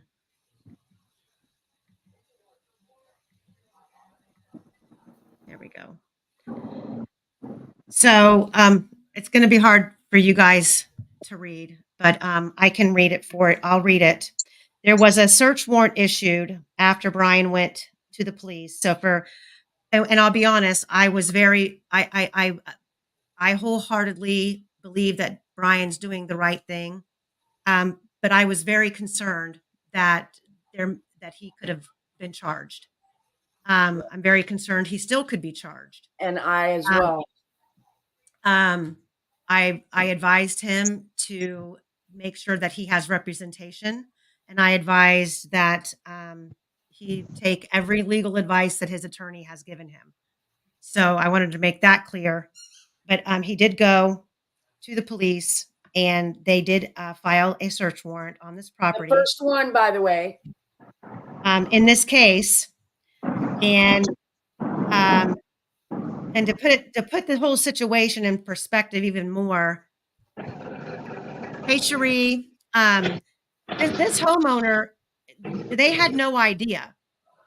The people who are living at this property right now, they had no idea until this search warrant showed up. So it says, greetings. Whereas there has been filed with me an affidavit, you are therefore commanded in the name of the state of Indiana with the necessary and proper assistance in the daytime or in the nighttime to enter into and upon the premises described in said affidavit, so wit. The detached garage at, I'm going to leave out the address, in Lafayette, in Tippecanoe County in the state of Indiana, and they're diligently searched for and to remove any concrete or other materials necessary to search for any human remains or partial remains, the tarp which was wrapped around the body, or any other evidence of a body having been entered in said garage, and if any body or portion thereof is located, to forensically remove the body for further examination and identification of the remains. As described in this affidavit, that you bring the same or any part thereof found on such search forthwith before me to be disputed of according to law. And this was given by the hand and seal on April 4th of 2024 at 4:59 p.m. I can't read the signature, but it was signed by a judge, a magistrate. So on April 4th, law enforcement did get the search warrant. They did go out to the property, and they did begin to dig. This was actually on the 5th, I believe. Yes. They went out they didn't go out the day because it was too late in the evening. They went out the next day and they began to dig. It was on Wednesday, I believe. I don't remember what day that was. Let me look at the calendar. The 4th would have been No, fourth- that's a Thursday, yeah. I believe. So they started to dig and then they They stopped did digging. dig on that day. On that Thursday, they were out there digging. I know they were. So they stopped digging. And we didn't know what was going on because they kept saying they weren't sure of the location, that they said they didn't think they had to get better equipment. So we had some people out there and I only added some because Lord knows I have so many flipping slides in here tonight. But they dug, and what I was really set off about was the fact that the first night that they were out there, they had the whole entire area taped off with crime scene tape. And, you're assuming, okay, well, they stopped digging, they're going to get better equipment, they'll be back tomorrow. Well, that didn't happen. And the crime scene tape was removed. I think that Kim was informed on Saturday that they were requesting better equipment and that they possibly might be back out there on Wednesday. That was on Friday. They had an appointment to talk to Mr. Wooten on Tuesday, and they weren't able to get the other equipment till Wednesday. Okay, so let's explain who Wooten is. Brian. Okay. Brian? Yes, ma'am. Explain who Tony Wooten is. Explain who Tony Wooten is? Yes. Who's Tony Wooten, and how does he play into all this? Tony Wooten is you mean explain it the nice way, not what I really think. No, you can explain it any way that you want, but explain about how his connection to this case, his connection and the moving of the body. Okay. Well, Tony Wooten was an individual that was a part of our drug ring and ran drugs for me, Miss Amy. Apparently, Tony Wooten borrowed a vehicle one evening, and he went out to, I guess, a business here in town, parked right underneath the camera, and proceeded to load the car with copper and then drive off. And so they captured the make and model of the car and the plate on the car, and they came and got him. While he was in the county jail, Tippecanoe County Jail, he wrote a letter to his little sweetheart or Tootsie Pop or whatever she was at the time, that was living at my house, and claimed that she needed to get a hold of Tony Richards and immediately had the body removed from where it was at. Peter, that is a very good point. That I'm glad you brought that up, because that is something that law enforcement did advise, which was why they made the decision to start digging that first day, because they took some sort of a machine out there, and they did tell Kim that there was proof that the ground had been disturbed. Correct. However, they Correct. didn't have. Correct. That's what they claimed, that the sonar equipment showed that the ground had been been disturbed, and that the ground had been moved. And in accordance with that and the statement that I gave, they proceeded to get a search warrant and go to town. What I don't understand is that in the beginning, they used the sonar equipment results as part of the basis to be able to search the garage. now they're claiming that there's no evidence that the ground had been disturbed. There's no evidence that anything had ever been buried out there, and that they don't see anything whatsoever. Let me Um, interject right here for a moment, okay? Go ahead. Move on. hey, Kim, real quick. Mhm. Since you've been in contact with this new homeowner who owns the property, who did a lot of the remodeling, did you ever ask her I did. when she purchased the property if she had a new concrete slab poured in that garage? I did ask her, and she said no, she never did anything to the floor. Okay. The only thing she did was change the door and have it and put some new siding on. Okay. That was it. She never touched the Oh. floor in that garage. Miss Amy, those Hold on. What I wanted to interject here was because I had a discussion the other day with Detective Holman, about what you guys were just talking about how they were talking about how the ground looked like it had been disturbed, and then they backtracked and said, well, the test must have been wrong. I don't know what it was seeing, yada, yada, yada. Well, here's the thing. I did my own research, which I do a lot of. When somebody tells me something, I don't just buy it because I've been fooled before. So I looked it up, and the question that I asked was, how long after soil has been disturbed does it take for it to settle enough to not be able to tell that it was ever disturbed? And guess what it said? 7 years.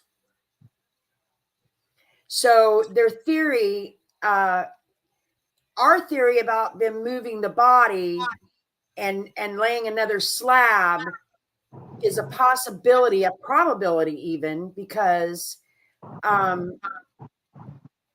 it's been 8 years. So and they did. They didn't see any evidence that the ground was ever disturbed doesn't hold water. But so Brian, so on they waited 5 days before they returned to Yes.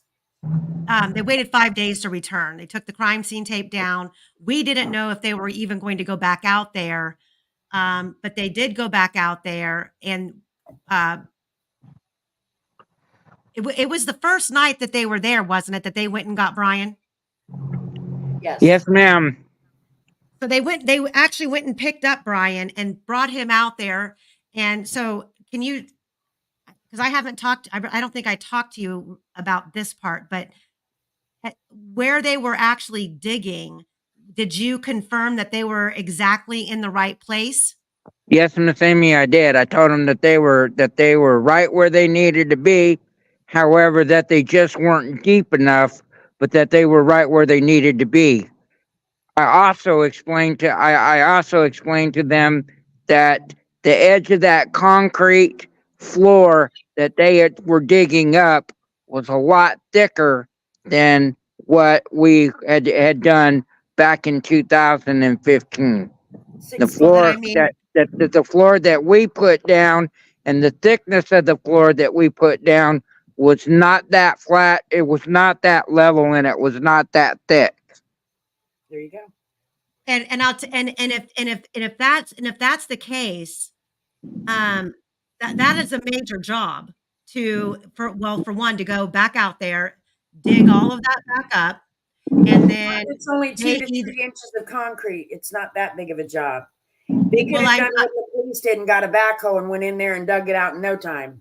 But what I'm saying is they would have had to have gone in there, dug it up, and then turned around and poured a whole new slab over top of that, which is something that I can tell you right now that if there's a house within on either side of me by 10 or across the street, if they're doing a whole new garage floor, or they're paying a company to come out and put in a new concrete slab in a garage, I'm going to know that as a neighbor and remember that. Like, I'm going to be nosy and be like, oh, our neighbors are getting a new concrete floor. Okay, thank you. Exactly. Exactly. Well, here's the deal. You know, they went out there and put a body in that garage and nobody noticed. They Yeah, were but there I'm 2 saying, days. Nobody noticed. and no one, and I bet you no one noticed when they removed it. But in order to lay an actual full slab, that garage door is going to have to be up. And at that point in Right. time, the At that body's point in time, gone. though, They have nothing to hide. The body, if they remove the body and right, the the body's body's gone, but somebody on that street should know. Yeah, I remember they poured. Let I me remember ask they got it from Jamie. I'm going to ask Jamie about that because he lives out there. He lived out there then. He still lives out there. And I'm Under Your also going to ask Stars. the couch. And that guy Mark and Jerry Wagner. Jerry Wagner's dead. He's one of the many that OD'd that got a hot shot. And there's this guy Mark that lived with him, and he is hot under the collar about Jamie coming forward about all of this. But I'm going to ask him. And when we finish this up at the next one, I will have that information. I'm going to ask him about whether he ever saw them out there pouring a new concrete slab in that garage while it was still Alex Waters' property, or if it was done in between the time it went into foreclosure and the time they found a buyer for the property. Under Your Scars asked, the They people did living not. there at the time are where? Dead. One is dead. Valerie herself is also dead. Valerie OD'd. No. Valerie Didn't died of organ failure. Oh, but I thought she'd OD'd multiple times after that. She did 3 times back then. But Valerie is deceased. Alex Water is deceased. He was found, I believe, in a hotel room with fentanyl. Tony Yeah, Richards. at the Economy Inn, which just happens to be a druggy flea bag dive motel. Yeah, what was he doing there? He did. I mean, imagine that. And Dave Grader is also dead. So Dave Grader and Alex. No, Dave Grader's alive. Tony Dave Richards Grader's is alive. dead. It's Tony Richards. I'm sorry. I'm sorry. Tony Richards also died of an OD. So Alex is dead, who lived on the property. Dave Grader is alive, but we are unsure of where he is. I believe that several people have tried to reach out to him, and we just don't know. Some people, I know that I have been told that he's living out there, possibly on Barry Richards' farm. Okay, we got a question here that we kind of skipped over. Do we know during the search warrant, did they take samples of the soil in the area where you thought he was buried? We don't know the answer to that question. To my knowledge, I have no idea. I did not see him taking any samples. When I went out there, the only people that were in the garage were Kendall and Richter, and I jumped down in the hole with Richter and told him that they weren't deep enough yet, but they were in the right place. ACB asked, did the neighbors say anything about this? Did nobody notice 3 people were digging in a closed garage and dumping the old concrete in the yard? No, they didn't notice because they were all druggies too. Everybody that lived out there was. There's a couple of people who have reached out. I know we're not going to say names, who still live out there, who were aware of things going on around this time, who have confirmed things, that they had heard shit was going down over there. And Ivy Push Jerry Wagner reached out to me back then, and I spoke to him, but he was tight-lipped. And now I have reason to believe that he was part of moving David after David was put in the ground. This is a new development since the search last week. And if you on the screen, you'll see we had people out there for us taking photos. They did bring out a canine unit, and I have a couple of videos of where the canine tracked. I'm going to post those later. Obviously, you see we have so much information going into this, but I do have some short videos that I can post that shows how far down the street the dog was tracking, and it was going down the road to an old like a farm building or a shed, and from the eyewitness account, it seemed that the dog possibly could be alerting, like the dog was jumping up on the handler and getting excited. Obviously, we don't know.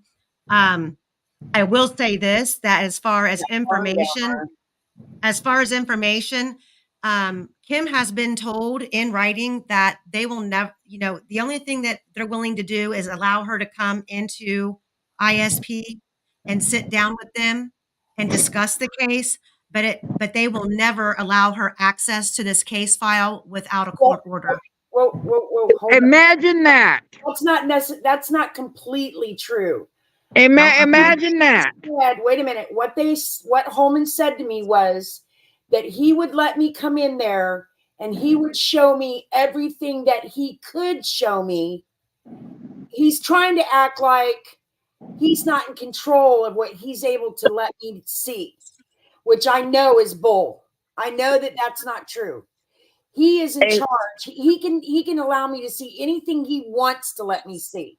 Yeah, but what he's allowed to show Miss Kimmy, which isn't going to be anything at all, and everything else is going to probably either be classified or they can't show it, or like you said, Miss Amy, it mysteriously fucking disappeared. Okay, listen to me.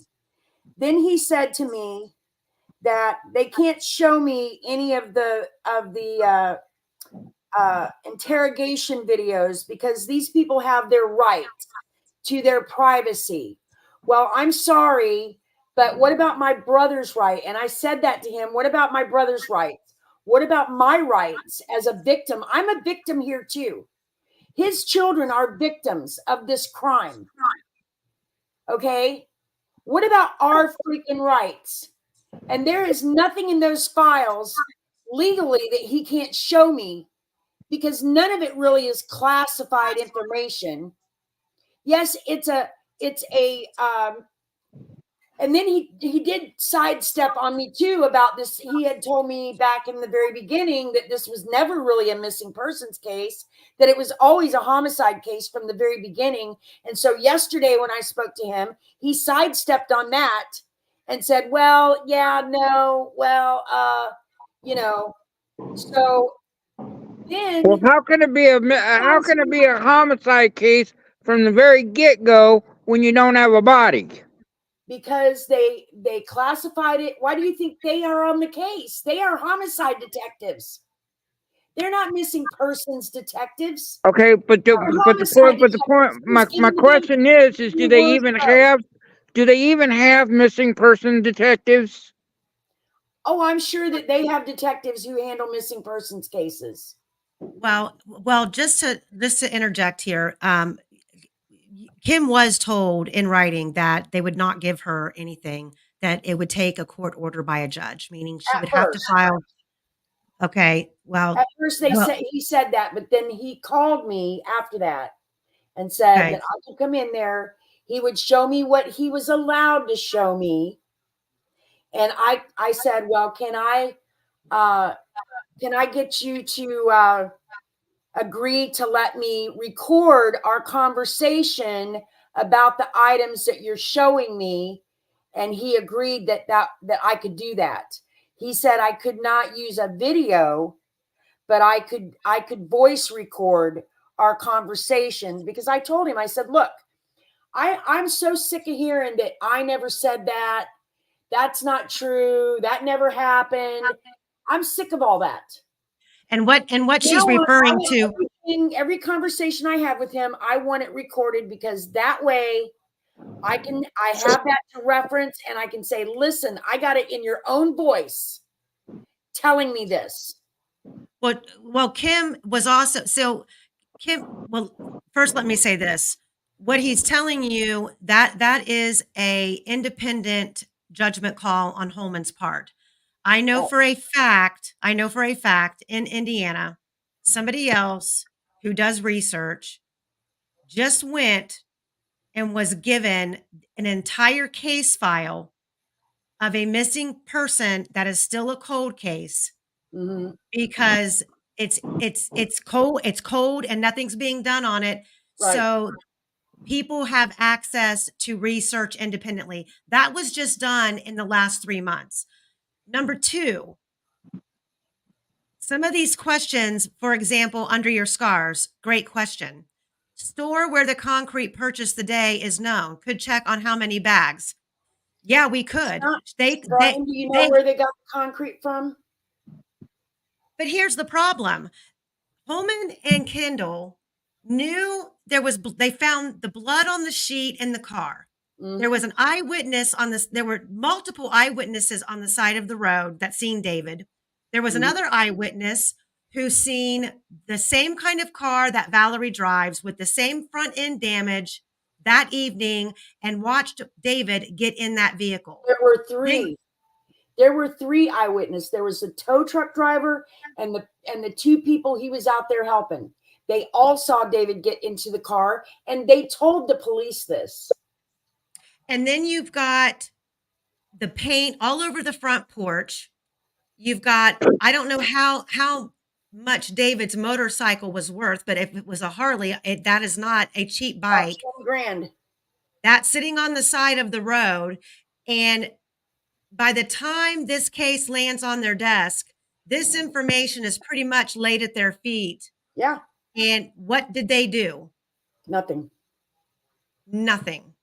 When Well, I when I went to Indiana, I had set up for the police, or I mean for the news to come to the police post and interview me and Valerie and the police. Guess who was the only one who gave a statement to the media? That would be me. You. In Because the fact, police weren't going to say anything, and Valerie wasn't going to be there either. She wasn't about to show up.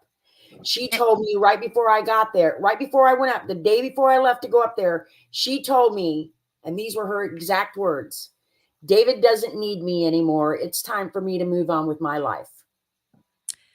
and Her they had husband no has been missing 2 months, and she's moving on with her life because he don't need her anymore. and she had And let me sold tell all you of something his about my brother. He was very possessive of his things.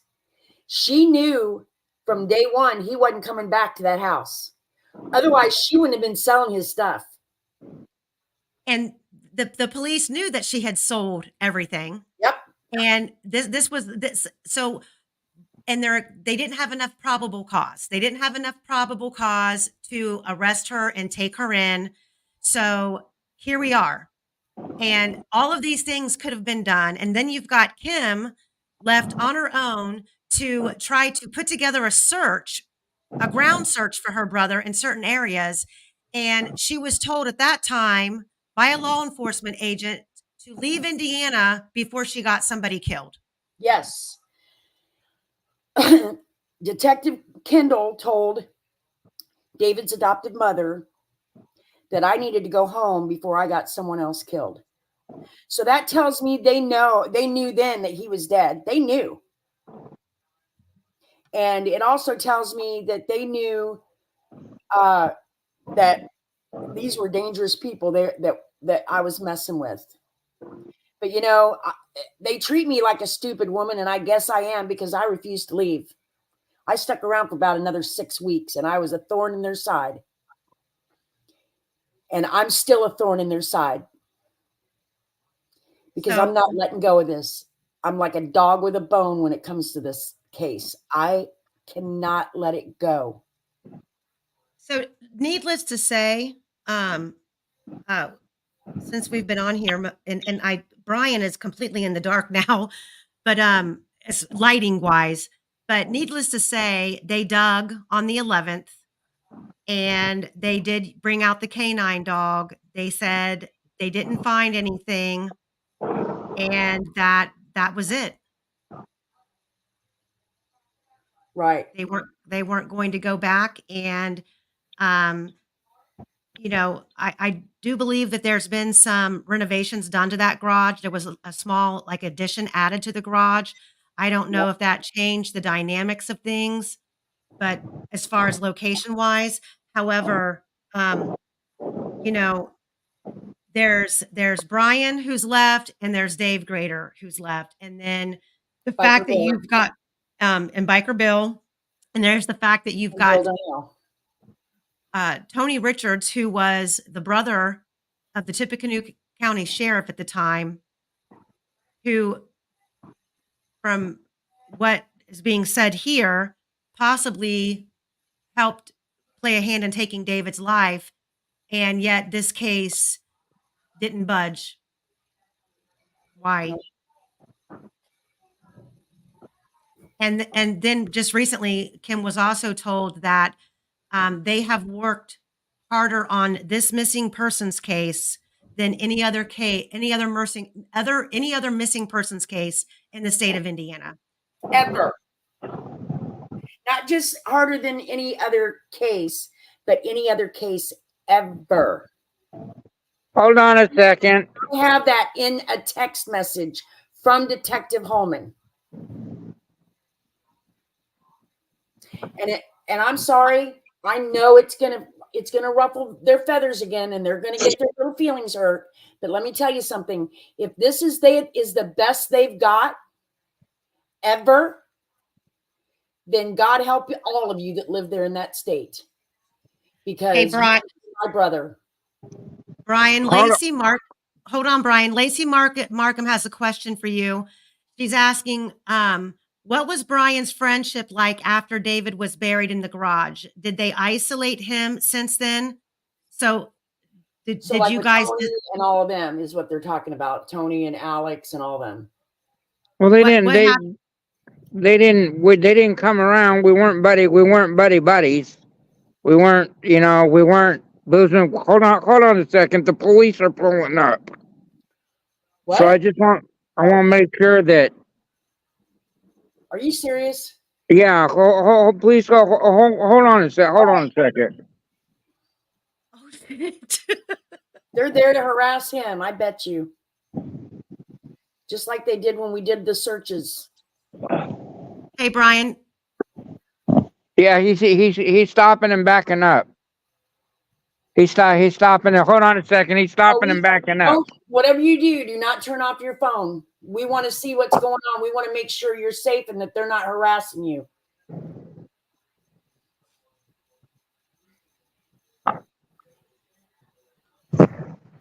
Yeah, he's coming up to her now. Coming up here now, Miss Amy. He's probably going to make you leave the park because it's after Do dark. what? He'll probably make you leave the park because it's this is where my phone. This is where the plug is plugged in because it's gonna die. It's gonna die otherwise. Yeah, the park closes at dusk. Do what? The park is closed. It closes when the sun goes down. So you got to find somewhere else to charge your phone. Hey, Roly Poly here says that we got to burn rubber. Okay, is there a restaurant nearby that you can go sit down and have a cup of coffee while we finish this? We're gonna walk up the road. Okay. But I'm gonna keep. Should be charged enough where it Yeah, wouldn't. I'm gonna keep my phone. I'm gonna keep my phone on until I can find a place where I can put. Oh shit! You need help getting somewhere? You know what? Kim, we can wrap this up this evening, and we can I just finish want to make this. sure he's going to be safe because I don't want him harassing him. Well, no, it closes. I guess apparently it closes at dusk. So ACV, that's a great question. We're gonna go up the road.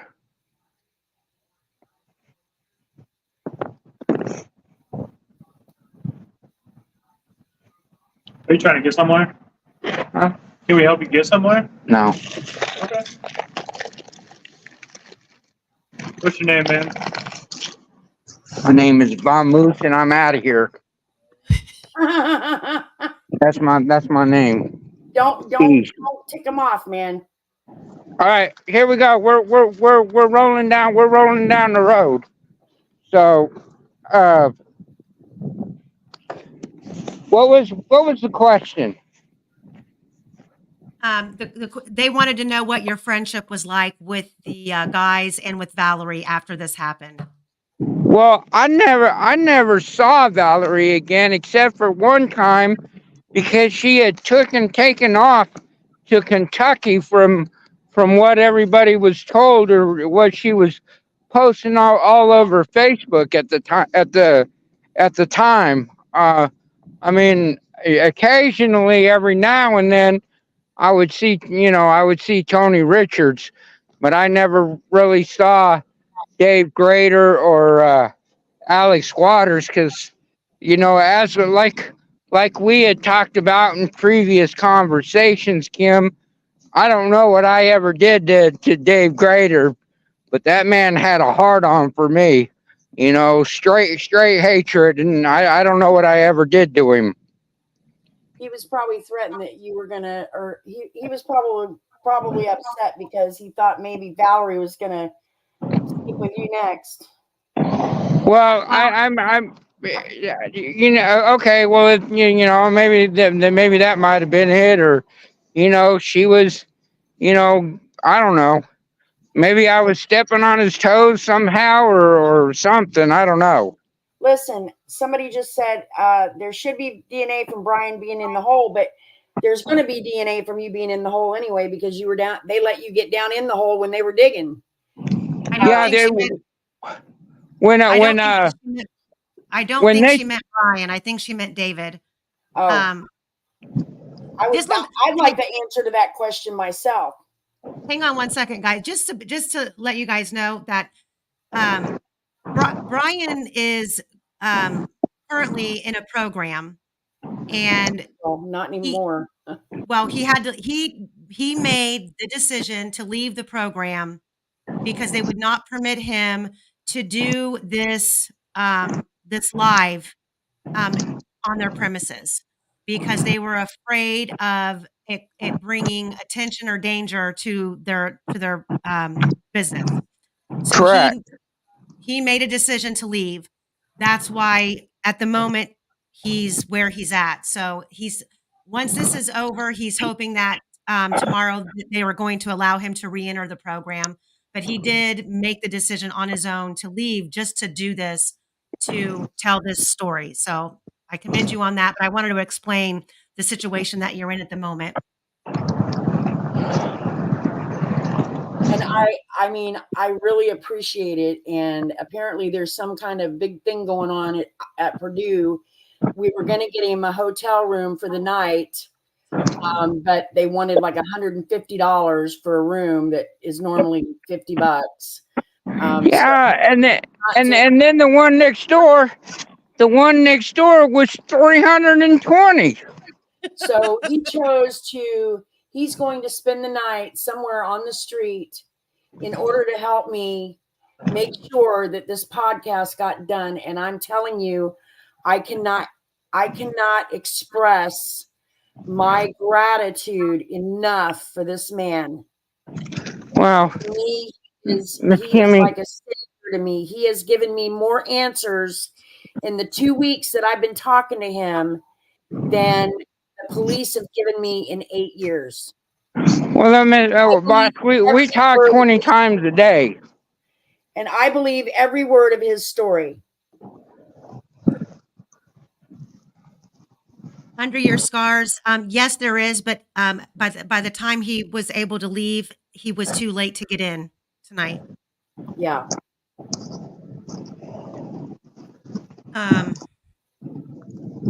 Okay, so thank you, Ivy Push. So yeah, Ivy Push is going to send some information about another program that you might be able to get into. Oh, okay, cool. Yeah.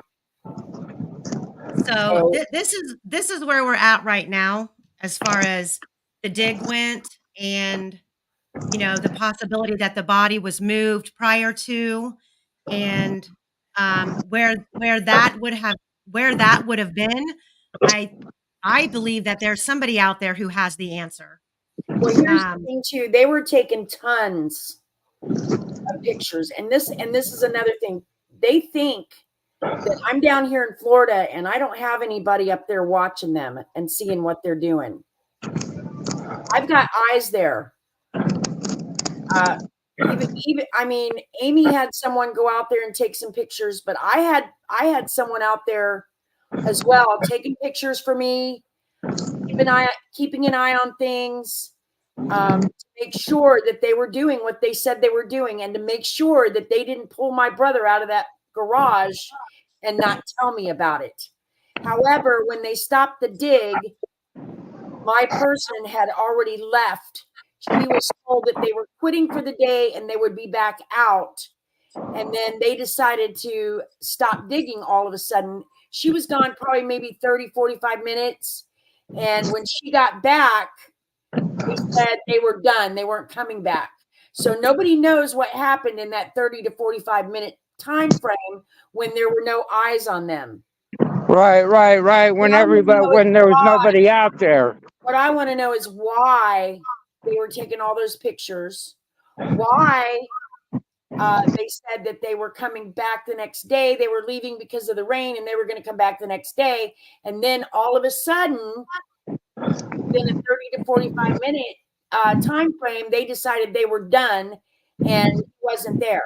And I asked her how deep they dug, and she said about 4 feet is what she was told.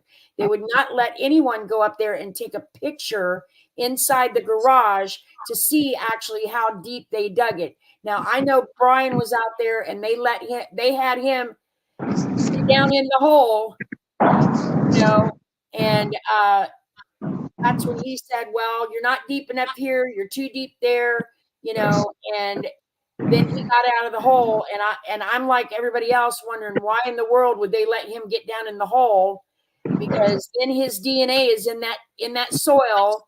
It's all around there, I mean, I'm sure it was on the tarp anyway, because I don't think any of them wore gloves when they put him in the car. They weren't thinking about that at the time. But I have my own theories about how that blood got on that sheet. I believe that blood dripped out of that tarp onto that sheet when they put him in the car. I second that vote. I buy that for $1. I buy that for $1, boss. Because I think that's exactly what happened. That somehow it leaked through the tarp, or it was already on the tarp from the porch or the stairs or something like that, and we got it on that sheet. Ivy Push said someone is still alive that is involved, or they would have closed the case. What Holman told me is until they find my brother's body, they will never close the case. And next time there's a new development, I'm not going to say now what it is because I'm waiting for information. It would be a miracle if this information were true. It would be a flat out miracle, and Brian would have had to have a massive hallucination on drugs for this to be true. But I pray that it is. I pray that Brian's wrong. He just had a bad dream, and this was just a nightmare, and I would be a miracle. No, I think the body was moved. I think they were able to easily move the body, but to where, and it's very possible, that it's out there, right there along that area somewhere. That would explain why the dog was tracking up and down the street the way that it was. But somebody on that street knows. Yeah. But they do. What were you going to say, Brian? That guy that I sent you the information on last night, he knows what happened. I'm not going to say his name, and it's not Jamie, but it's the other guy, the guy that told him the information, that lived with Jerry Wagner. And now he's backing up saying, "Oh no, you're besmirching my name. You know, that's all a lie." Because he don't want to talk to nobody. He wants to keep it a secret because according to someone else, he was one of the ones that helped pull the body out of the hole and took it somewhere else. So everybody needs to draw their own conclusions. And I look forward to the comments about what you think. And, and I hope that you'll join us the next time that we can get together to delve deeper into this. This is not over by a long shot. There's so much information that we haven't even been able to begin to get out there or to get on here. And I want to say thank you to your team, Amy, and especially to you. I know you have worked your tail off working on getting this put together, and I cannot thank you enough. And like I said, girl, I'm buying a lottery ticket. If I win, it's you and me. It's you and me. That's not necessary. And I'll take care of Brian down there too. I'm going to put Kim and Brian. I'm going to pass your guys' information on to Ivy Push. Is that okay? Yeah. Okay. And maybe we can get Brian to a safe place tonight.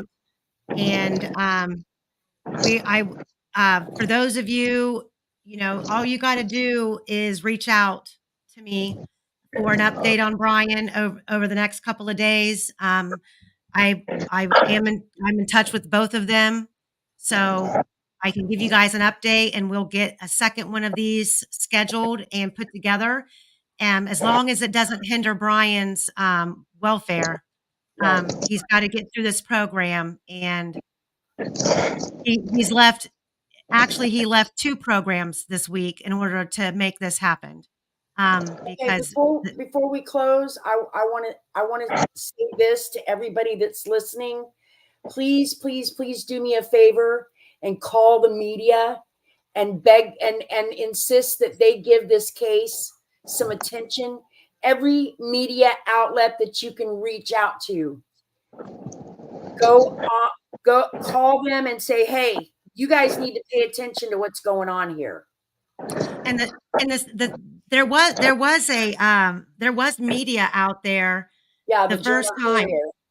And what was so sad is they only referred to what was going on as a cold case from 2016. They didn't even mention David's name.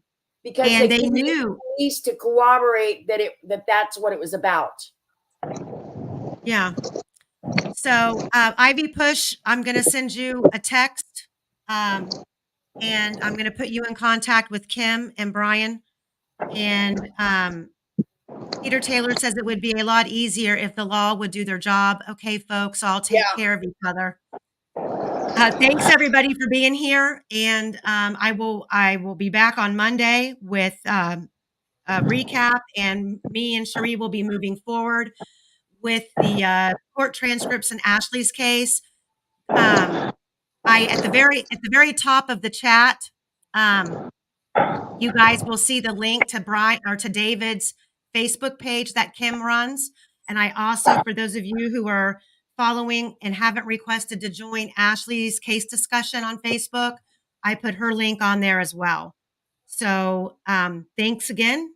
And Brian, are you there? Yeah, I'm here, Miss Amy. Do you want to say your good nights to everybody? Good night, everybody. Thank you, Brian. You're my hero, man. No problem, Miss Kimmy. It's the least I could do for you. I owe you that much.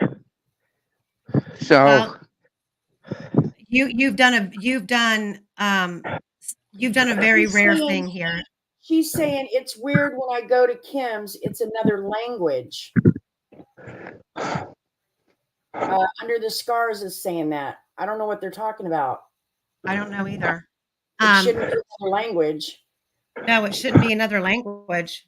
Let me hang on one second, guys.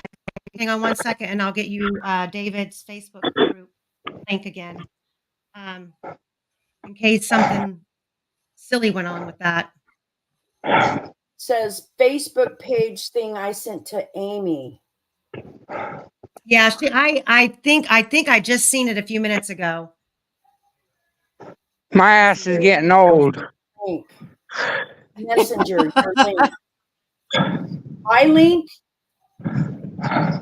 Under your stars, are you talking about my link or Amy's link? She's talking about the David Callenberger link. She's saying is when she goes to it, it's in a different language for some reason. But I'm gonna post a new. Yeah, I'm gonna post a new one real quick. Give me one second. You know how many people were in here tonight? Any idea? What'd you say? I said, do you know how many people were in here tonight at any given time? Any idea? I think at one point we had almost 70 people. 70? Okay. But okay.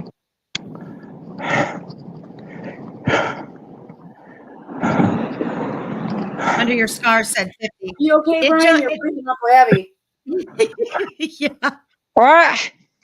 I said you're breathing awful heavy. Are you okay? My ass is getting old. Well, I'm going up.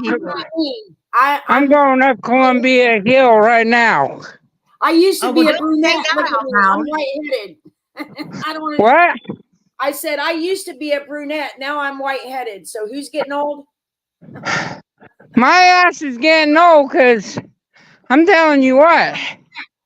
Whew. Either I got fatter or this hill got wider. One of the two. And I'm thinking that it's a little bit of both. Yeah, Ivy, I did. Said, be safe. Look forward to Ashley Case. Brian, you slimming up a hill. Ivy, I did post the link. Whew. And Kim, moderators say that we had between 40. It stayed between 49 and 56 people watching. That's a good number. That's better good. than last time. Yeah, that way more people are seeing it, and hopefully people will share it. Hopefully they will. They'll come back and be with us next time because we've got a lot more to unpack in this case. Believe me. Just because the cops didn't find him, that ain't the end of it. My long shot. By a long shot. That's right. So Brian, they want to know how far do you got to go, and I don't know. I mean, we don't know where you're going. Even that's the problem. I don't know where I'm going either. I'm going up here to the park. Where to send you to go? So I'm waiting on whoever it was earlier. I think it was Ivy Push who said that he was going to try to find a place for you to go. Well, I'm going to send her your guys' information right now. Okay. So let's hop off here, and Brian, I'll text you, and Kim, once again, we'll just keep pushing. I appreciate you so much, girl. You're welcome. All right. Okay. Well. All right, Miss Amy, I'm gonna click off of here. Okay. All right. I'll text you. I want to talk to you in a few minutes after they get a hold of me about where to have you go. Okay. Miss Kimmy, I'll call you in the morning. No. I'm trying to find you a place to go tonight. Oh well, okay, well, much appreciated, but all right, well, my phone will be on. All right. Listen to me. Go somewhere where you can sit and charge your phone. Yeah. Go to a restaurant. Women. McDonald's. Is there women. McDonald's in every corner in this country? Well, I don't know where McDonald's is bad the other way, Miss Kimmy. My ass is old. Well. Okay. My ass is old. Then you should have went the other direction. Well, I guess I should have went the other direction. Shit, I'm going up here to the park. All right, call him, Kim. I will. All right. Bye, Good night, All right. everybody. Good night. Have a good one. All right. Good night. Good night, everybody. All right. Good night, Brian. All right. Bye-bye. All right. Bye.